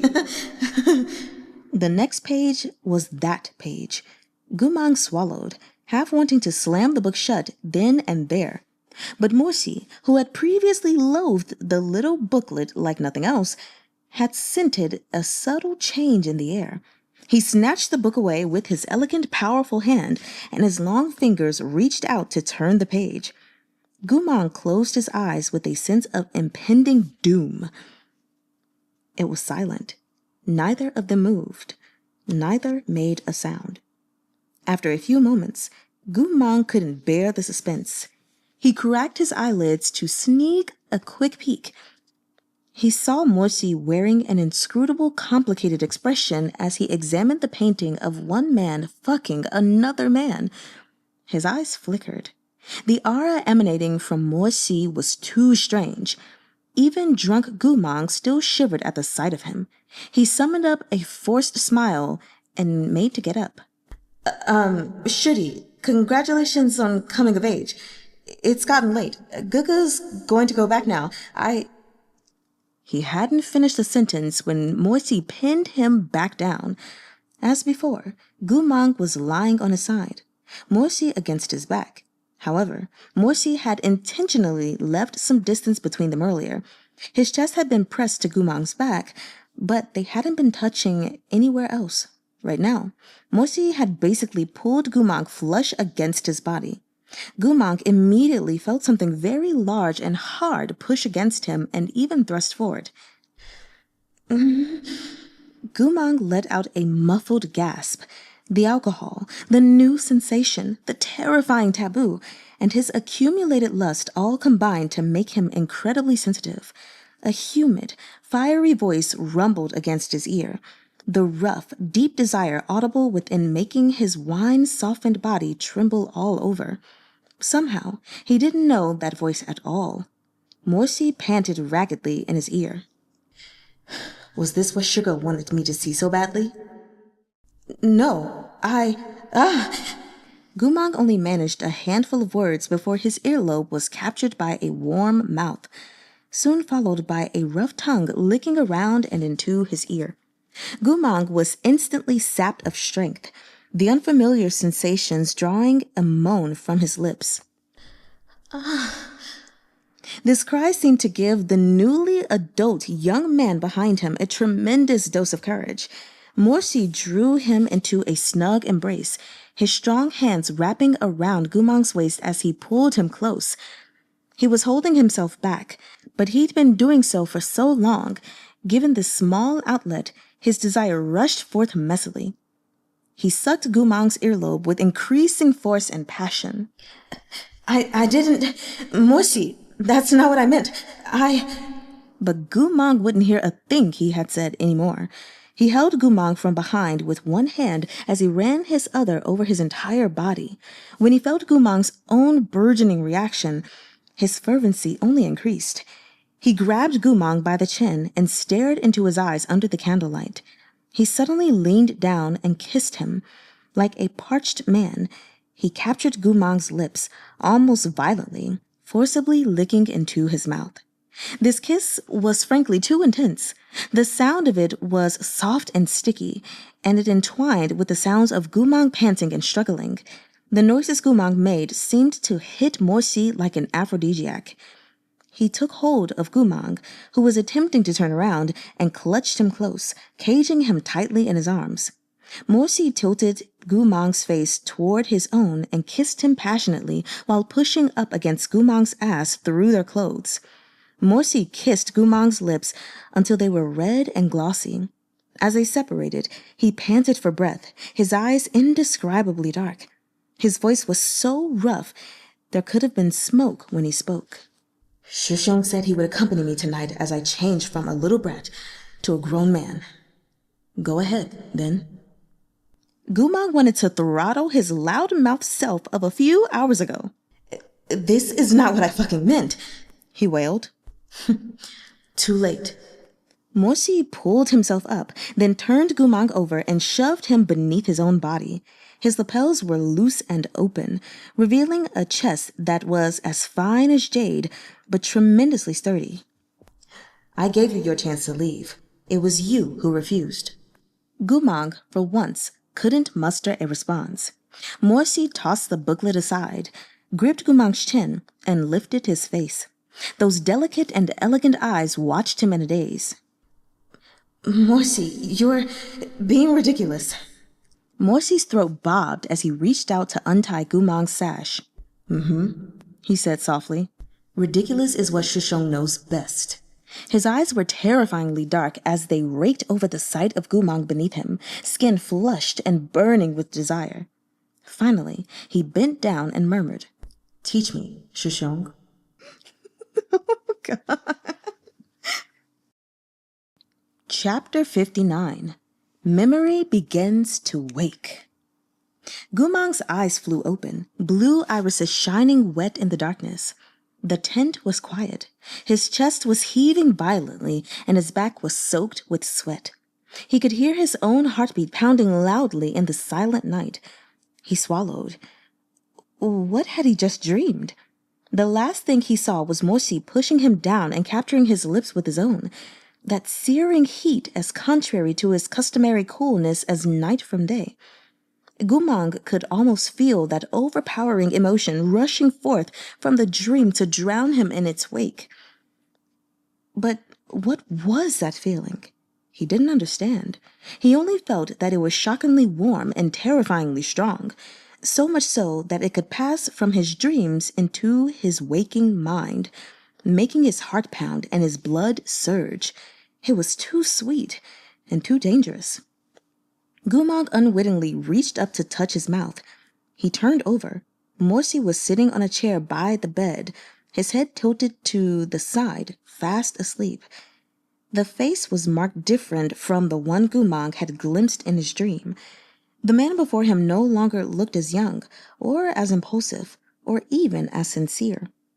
Time had not taken the elegant beauty of his features, but it had stripped away his carefree youth and naive honesty. As Goo Mahng stared at him, he recalled the words Morsi had said to him at their first meeting. We used to know each other. Goo Mahng hadn't taken him seriously then, but now confusion swelled in his heart. Had they truly known each other? It seemed that they used to be very close. They laughed with their arms slung around each other's shoulders and rolled about in the same bed. That Morsi in his dream had been just like Fando. He didn't think Goo Mahng dirty at all. Was any of that real? At the very end, their lips had touched so intimately. He didn't know what it meant, but at the thought of that sensation, his heart felt so warm, though the heat was not without pain. He was genuinely curious about this feeling. After their lips met, what would happen next? He longed to know, but the dream had ended, and he couldn't remember more. Goo Mahng blinked his blue eyes. He genuinely didn't know what to make of these subtle nuances. In the end, he leaned over the edge of the bed. He hesitated for a moment, but eventually he reached out with great curiosity to touch a fingertip on Morsi's pale lips. How strange. Why were they cool to the touch? They had been warm in the dream. Maybe the dream hadn't been real? Before he could finish the thought, he saw that Morsi had woken at his touch. his lashes fluttering minutely as his eyes drifted open in the candlelight. But he was not fully awake. His eyes were still unfocused. As he turned his hazy gaze on Goo Mahng, he saw that Goo Mahng was touching his mouth, so he grew convinced he was still dreaming. He sighed, almost sorrowfully, and took hold of Goo Mangg's hand. Pulling it to his lips, he kissed it softly. Shxiong, I dreamed of you again. Only in dreams would you keep from angering me. Only in dreams would you be like this, behaving and staying by my side. Those soft, cool lips brushed against the back of Goo Mangg's hand. Morsi bowed his head as if choked up. Goo Mahng stared at him, dazed. Never, since they had first met, had this man been so vulnerable and gentle. Goo Mahng didn't understand why the sight of him like this would fill his heart with grief. Why did it hurt so much? Just yesterday, this person had struck him, chased him off, and called him dirty. But he felt that something wasn't right, that they didn't actually feel this way. The two of them shouldn't be like this. Goo Mahng hesitated. I dreamed of you, he whispered. Morsi blinked in surprise, then raised his head. The candlelight and the shadow had shrouded them in a haze that was fast dissipating. Morsi's startled eyes slowly focused and sharpened. Goo Mahng watched the confusion and tenderness in his eyes retreat, exposing an expanse of shock and pain. Morsi abruptly let go of Goo Mangg's hand. He was awake. He jumped to his feet and stared at Goo Mahng for a spell. His face turned many colors, but he didn't immediately speak. Hand pressed to his forehead, he closed his eyes for a while before gritting out. Don't take that seriously. I wasn't fully awake. I dreamed of you, Goo Mahng interrupted. Morsi had thought he was talking about some random dream and hadn't paid much attention, but seeing him bring it up a second time, he paused. What did you dream about? Goo Mahng knelt on the bed, looking up at the much taller man in front of him. His gaze swept nakedly across Goo Mangg's lips before it finally returned to his dark eyes. I dreamed that you weren't as sad as you are now. You were warm. You were smiling. Morsi said nothing. You called me Shirga. Morsi's pupils shrank. With trembling fingertips, he grabbed the back of Goo Mangg's hand, forcing him to look straight ahead, to look only at him, to offer up all his expressions to his eyes alone. His voice was shaking and terribly hoarse. What did you say? You were young, so was I. We were together, in a tent. After a moment's thought, Goo Mahng said softly, You came of age. I kept you company. Morsi's face was terrifyingly pale. Goo Mahng softly repeated the words he'd remembered. Through youth and into adulthood. Morsi suddenly felt as if he'd been shot through by lightning. A shudder coursed through his whole body. All his blood rushed to his head, the furious tide dimming his vision and turning his limbs ice cold. His eyes were horribly bright, his expression dark and frightening. He seemed on the verge of being torn into disparate fragments by the relentless rapids. Was Goo Mahng starting to remember? Was this the first recollection he'd regained? I'll stay with you. Morsi took a step back. He should have felt astonishment, or even relief, but he never thought he'd hear these words of endearment from the past so unexpectedly. He thought he'd never hear anything like that again. He thought he'd never hear anything like that again. He thought he'd rely on a few pitiful memories he possessed to keep the anguish at bay all his life. How could Goo Mahng just say that? Those bygone words felt like a hammer smashing into his chest. He doubled over almost unconsciously. A sentence so simple had battered this invisible man until he could hardly stand. He sank heavily back into the chair and buried his face in his hands, unable to say a word. He had slapped Goo Mahng before, but Goo Mahng saying those words was more than enough to break his heart. Goo Mahng watched him. He had originally wanted to ask, was that only a dream, Or did I really remember some of the past? But no matter how ignorant Goo Mahng might have been, he still understood when he saw Morsi's reaction. It was real. The two of them had really shared moments like that when they had been young and fearless, moments which were now left behind in their past. That night, Morsi fled stumbling from the tent. Over the next 2 days, he seemed to avoid Goo Mahng deliberately. Before, Morsi would look at him with cool disdain. Now, it seemed he was incapable of facing him calmly. Goo Mahng tried, haltingly, to ask him about what he'd remembered, but Morsi refused to be alone with him. The instant he saw him, he walked away. Morsi genuinely didn't know how to face Goo Mahng. He wasn't sure exactly how much Goo Mahng had remembered. Was it just the first half of that night? Or all of the absurd things that followed? He wanted to ask, but he didn't dare. Besides, what was the point in asking? Their relationship was already shattered, with no possibility of repair. What was the point in gathering those scraps of tenderness and compounding his own heartbreak? The ribbon of heroes still lay across his brow. How could he forget the debt of blood that Goo Mahng owed Chonghua? And so they journeyed on like this, in silence. On the third day, they finally arrived at the soul-calling abyss. It was a fathomless ravine, neither its beginning nor its end visible to the eye. Rushing waters flowed within its depths, surging powerfully from east to west. The troops arrived at daybreak as the dawning sun pierced the dark night and ascended solemnly from the horizon. Golden light, brilliant but not blinding, spilled across the continent of the 9 provinces. The emperor sat astride a fine snow-white steed with golden wings. With his stirrups flashing gold and his long robes a piercing white, he rode at the head of the imperial army. Behind him, the entire noble entourage dismounted in succession. As the first rays of dawn illuminated the gold trim of their robes, these noble scions made for a lofty and magnificent sight. The master of ceremonies cried, "Offer the sacrificial lotuses!" An attendant from each noble family had received an ever-bright flower lantern lit with whale oil, which now they passed into their lord's hands. These lanterns represented the martyred heroes of each family. The lords cupped their lanterns in their hands and followed the emperor to the edge of the soul-calling abyss. Mu Zhonglian, Yue Juntian, Morsi.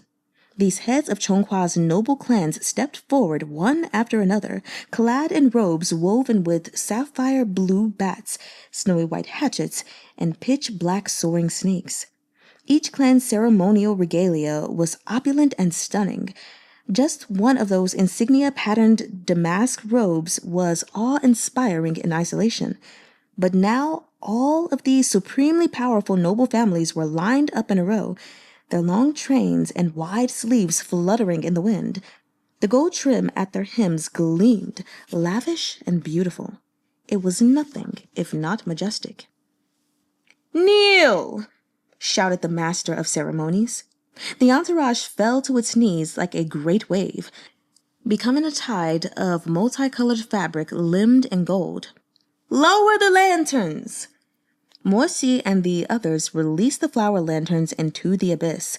These lanterns were enchanted with a spell of weightlessness, so the twinkling lights fell softly down to drift upon the abyssal waters. The sun spoke through the sky, setting the heavens and the earth alight.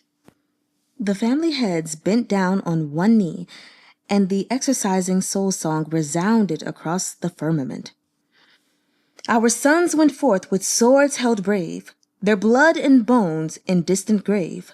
Last year this self was yet intact. Last night this body spoke and laughed. Your loyalty I safely keep, your valiant deeds I freely speak. For when these heroes' souls come home, throughout the land shall peace be known."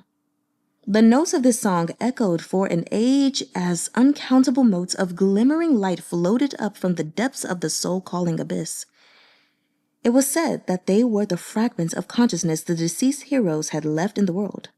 Responding to the offerings of their kin, they rose into endless golden light. Goo Mahng watched this scene and heard the sustained notes of the eulogy. He watched those known and named flower lanterns drift down. The Yue clan souls, the Mo clan souls, the Muzhong clan souls. All these dead had people to remember them. They were remembered over and over in the sounds of the soul-calling song, carved into their families' hearts. But there seemed to be trapped in his heart some other humble names. Though he could no longer recall them, they seemed, at the moment, to pummel him like the surf. Those names were largely inelegant and simple. Some were no more than a surname paired with a number. They bespoke a sense of lowliness. There were too many of them echoing sorrowfully in his head, as if an army of fallen, nameless soldiers were calling to him from beneath the abyss, rebuking him, blaming him. General Goo! General Goo! You said if we called you General Goo, you would lead us out of hell. You said you'd bring us home. You'd give us a name. You lied. Not even you can remember our names. Not even you remember who we were. Your broken limbs have rotted. Our spilled blood has dried. We left nothing behind. Is there a soul lantern for unnamed heroes? One to guide us back to the homeland we once protected? To see our old friends? To see the mountains and rivers of our nation? General Goo. General Goo. My name is... His ears were buzzing, the rims of his eyes red. Goo Mahng gasped for air, but couldn't breathe. In his daze, he saw countless corpses crawl out of the abyss, their blurred faces surging toward him. Goo Mahng? The last thing he heard was a quiet note of alarm from the captain beside him. He wanted to respond, but something was caught in his throat. He was choking on those forgotten names that had come to demand his life. In his confusion, he clearly heard a rousing bellow of fury. It was his own voice, splitting the sky from some battle in the past. Come on! You're not dead yet. Get up. You called me General Goo. If you're dead, I'll raise a gravestone for you. If you live, I'll take you home. Get up. That blood-soaked voice stabbed into his heart. He felt shame. He felt agony. He felt the sorrow and dissatisfaction of breaking a promise.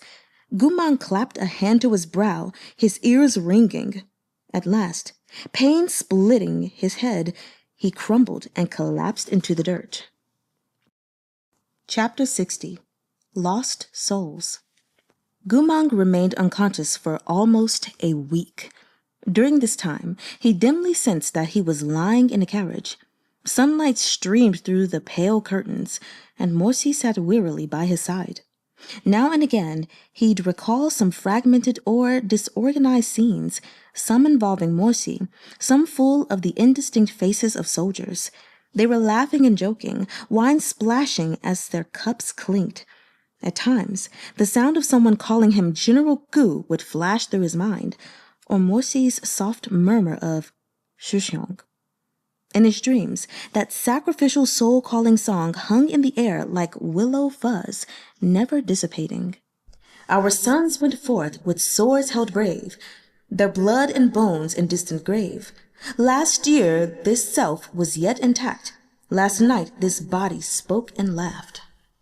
It seemed as if those men whose bones had been long lost and surrounded him just yesterday, watching him hold forth on worldly ideals, listening to him expound passionately on how even slaves could have ambition, could have a future. Those admiring, enthusiastic, faithful faces, why couldn't he remember them?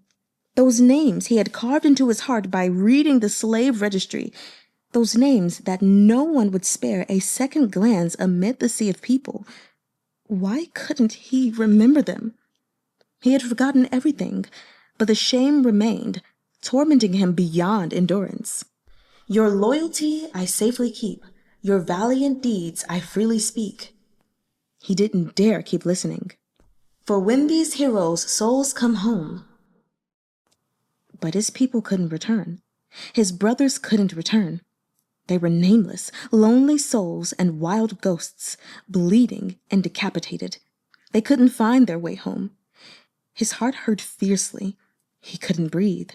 The names of his fellow soldiers that he once strove to memorize crowded into his chest. They were about to tear his heart apart, about to drive him insane, as if he were about to drown beneath that pile of dead souls. He cowered, sobbing. "Don't hate me. I tried. I really did try. Please forgive me. Please don't enlist in your next life. I hope you'll be born into nobility and enjoy a lifetime of gambling and games.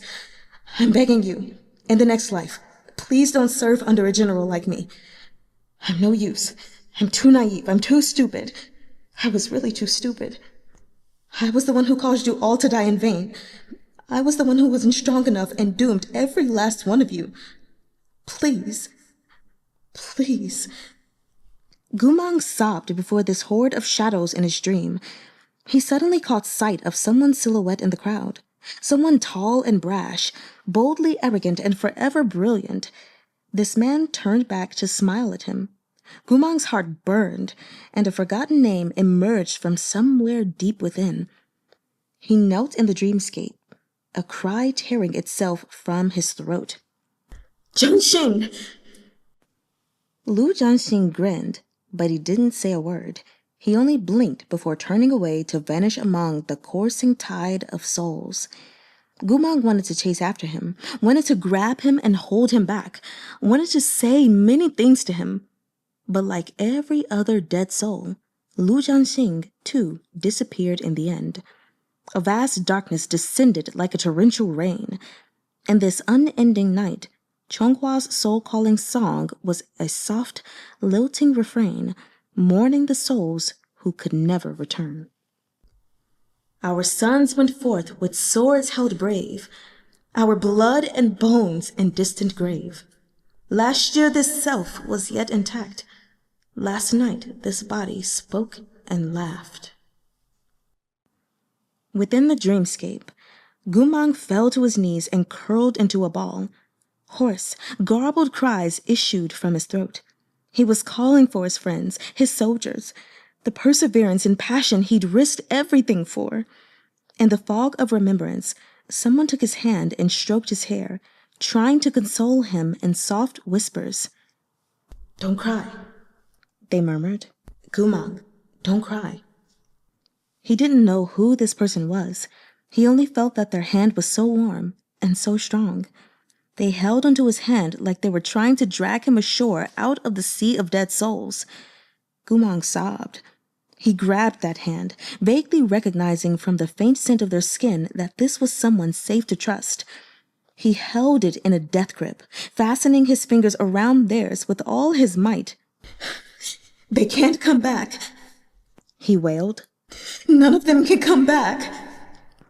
All because of his birth, his people, his soldiers, would never get to hear. "For when these heroes' souls come home, throughout the land shall peace be known." None of them could return. Why was I the only one left behind? Goo Mahng wept desperately, clutching that hand as if grasping at straws, barely able to form words. "Why do you have to push me so far? Why?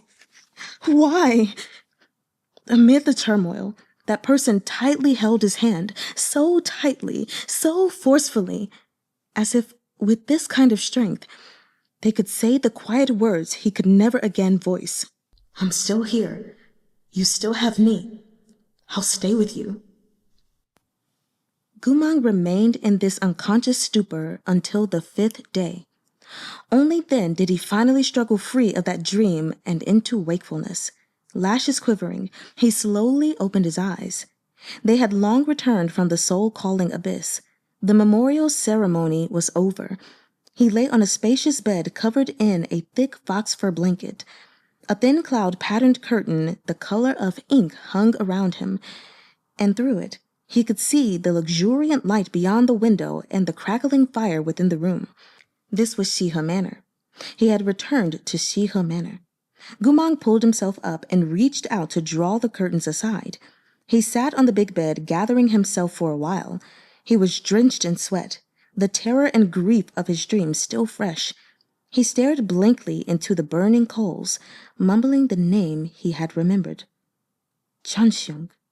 Lu Jianxing. He remembered that Jianxing was his brother, but he couldn't recall anything else.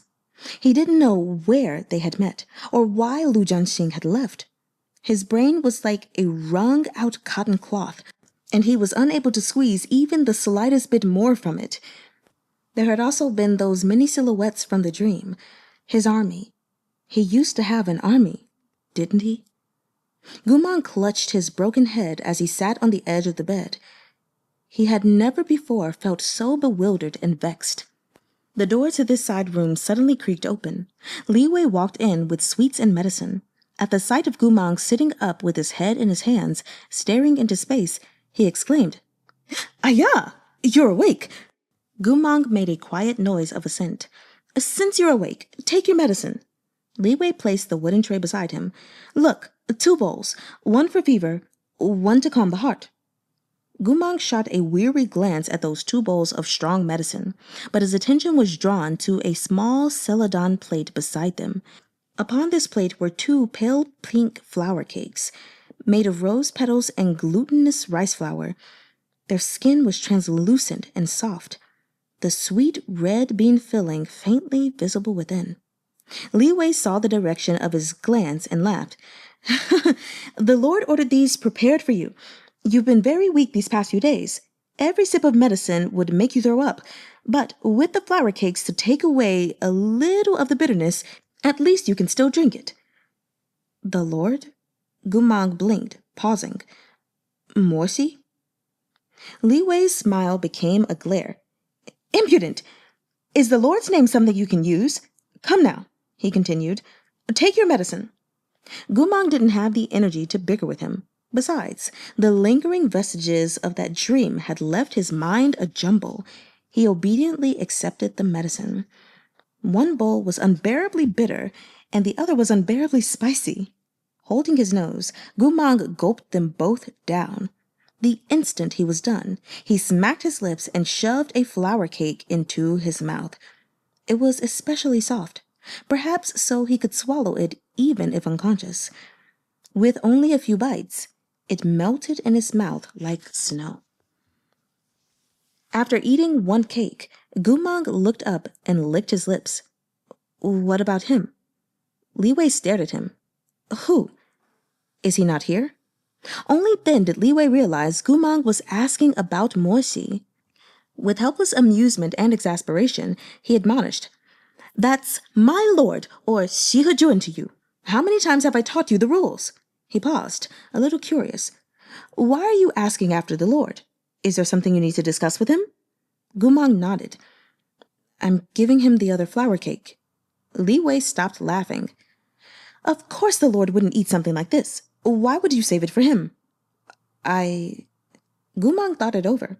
Ever since he remembered Morsi's coming of age, some indescribable emotion would flare and flutter in his heart whenever he thought of him. "I live in his territory, so I should give it to him." Li Wei stroked his chin with interest and muttered, "Strange. Is this about wolf pack ranking? Is the beta wolf trying to win favor with the alpha?" "What alpha?" He was interrupted by a deep, cold voice from behind him. Li Wei turned to see Morsi striding into the room in a full set of black military robes. Nothing," he said guiltily. "My lord is back from court. Why so early today?" It's almost a new year. Things had been fairly quiet.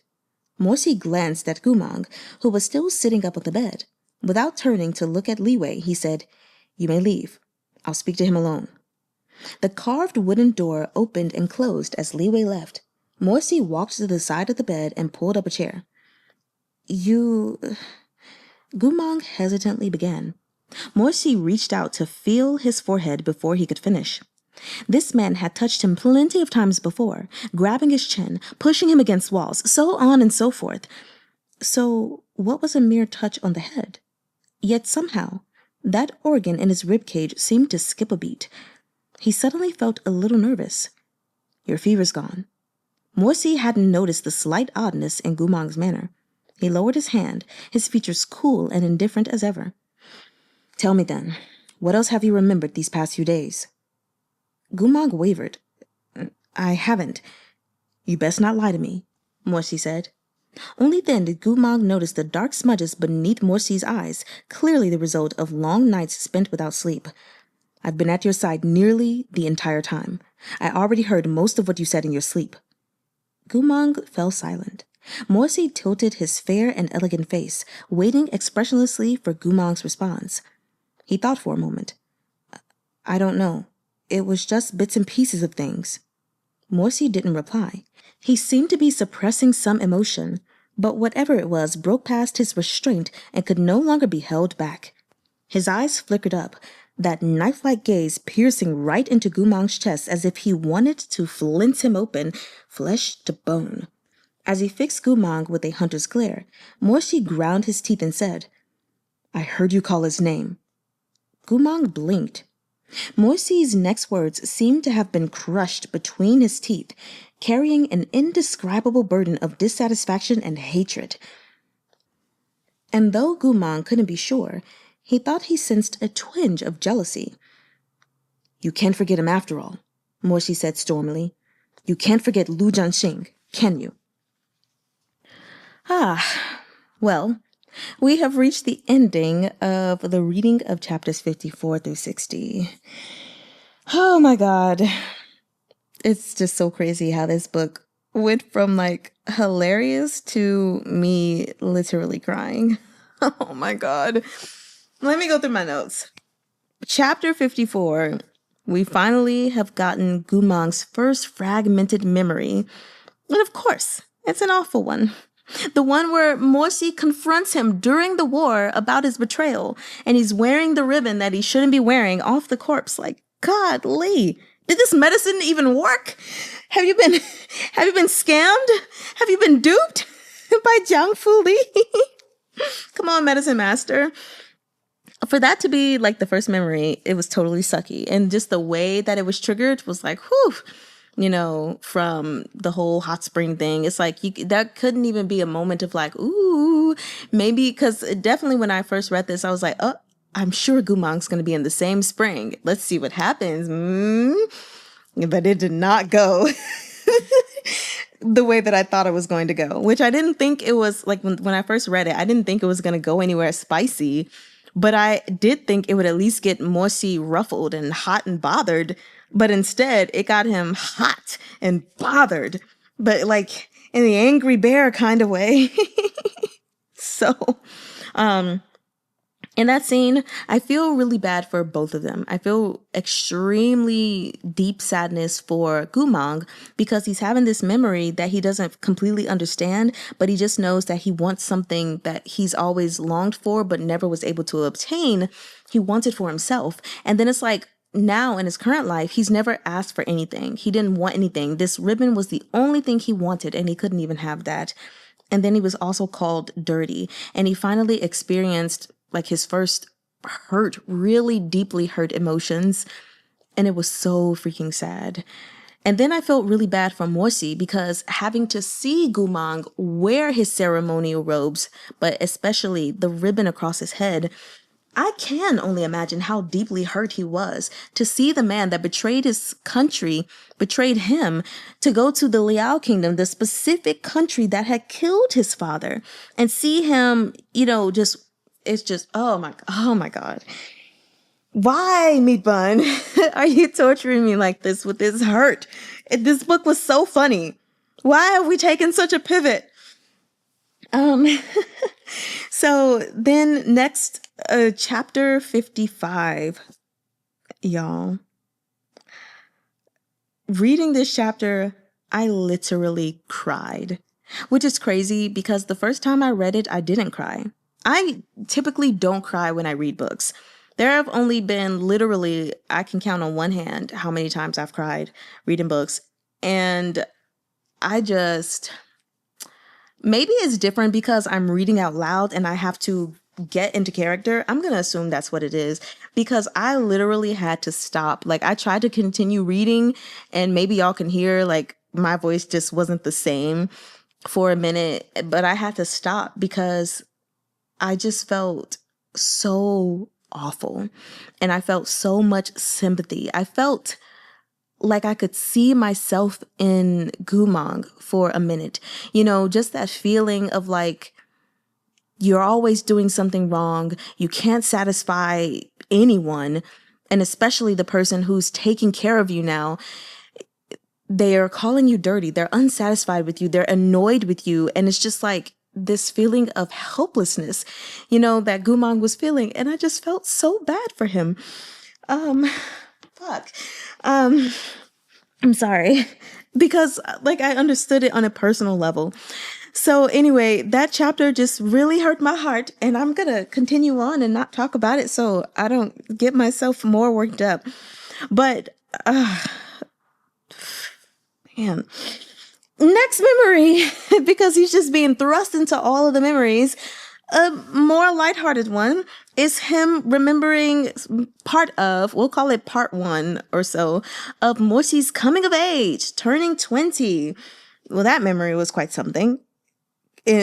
Even though we haven't gotten the full shebang, which I imagine since we've been getting little droplets, little crumbs since volume 1, I feel like we are going to actually get the rest of the coming of age scene somewhere else. Maybe in the next book, maybe not in this one, or maybe in this one, who knows? But yeah, that was quite interesting to read aloud because yes, we have it here where Goo Mahng is overly invested in his Shudi sex life, basically. And he comes to a revelation of his own. You know, at first he's like, is there something wrong with Moshi? Like, all guys would love something like this. And then only for him to be looking at it and then seeing, you know, the man screwing the woman and then the man being screwed by the man, you know, who's screwing the woman. I said that in such a weird way. Oh my God. The man screwing the woman and then the man who was screwing the woman being screwed by a man. There we go. Okay. And he found himself reacting to that physically in an excited type of way. And so then he was like, wait a minute, is there something wrong with me? And then just really like thinking about how when he would look at the erotica, he wasn't really getting excited by the women, but more so by the men. And so it was just interesting to see like, yeah, it was Moshi's coming of age memory, but it was kind of like Goo Mangh's coming to realization age. So that was quite interesting. Also, yeah, I guess we'll see where that goes next. And then we have chapter 59 and 60, which also hurt my heart. Fortunately, I was able to avoid the crying.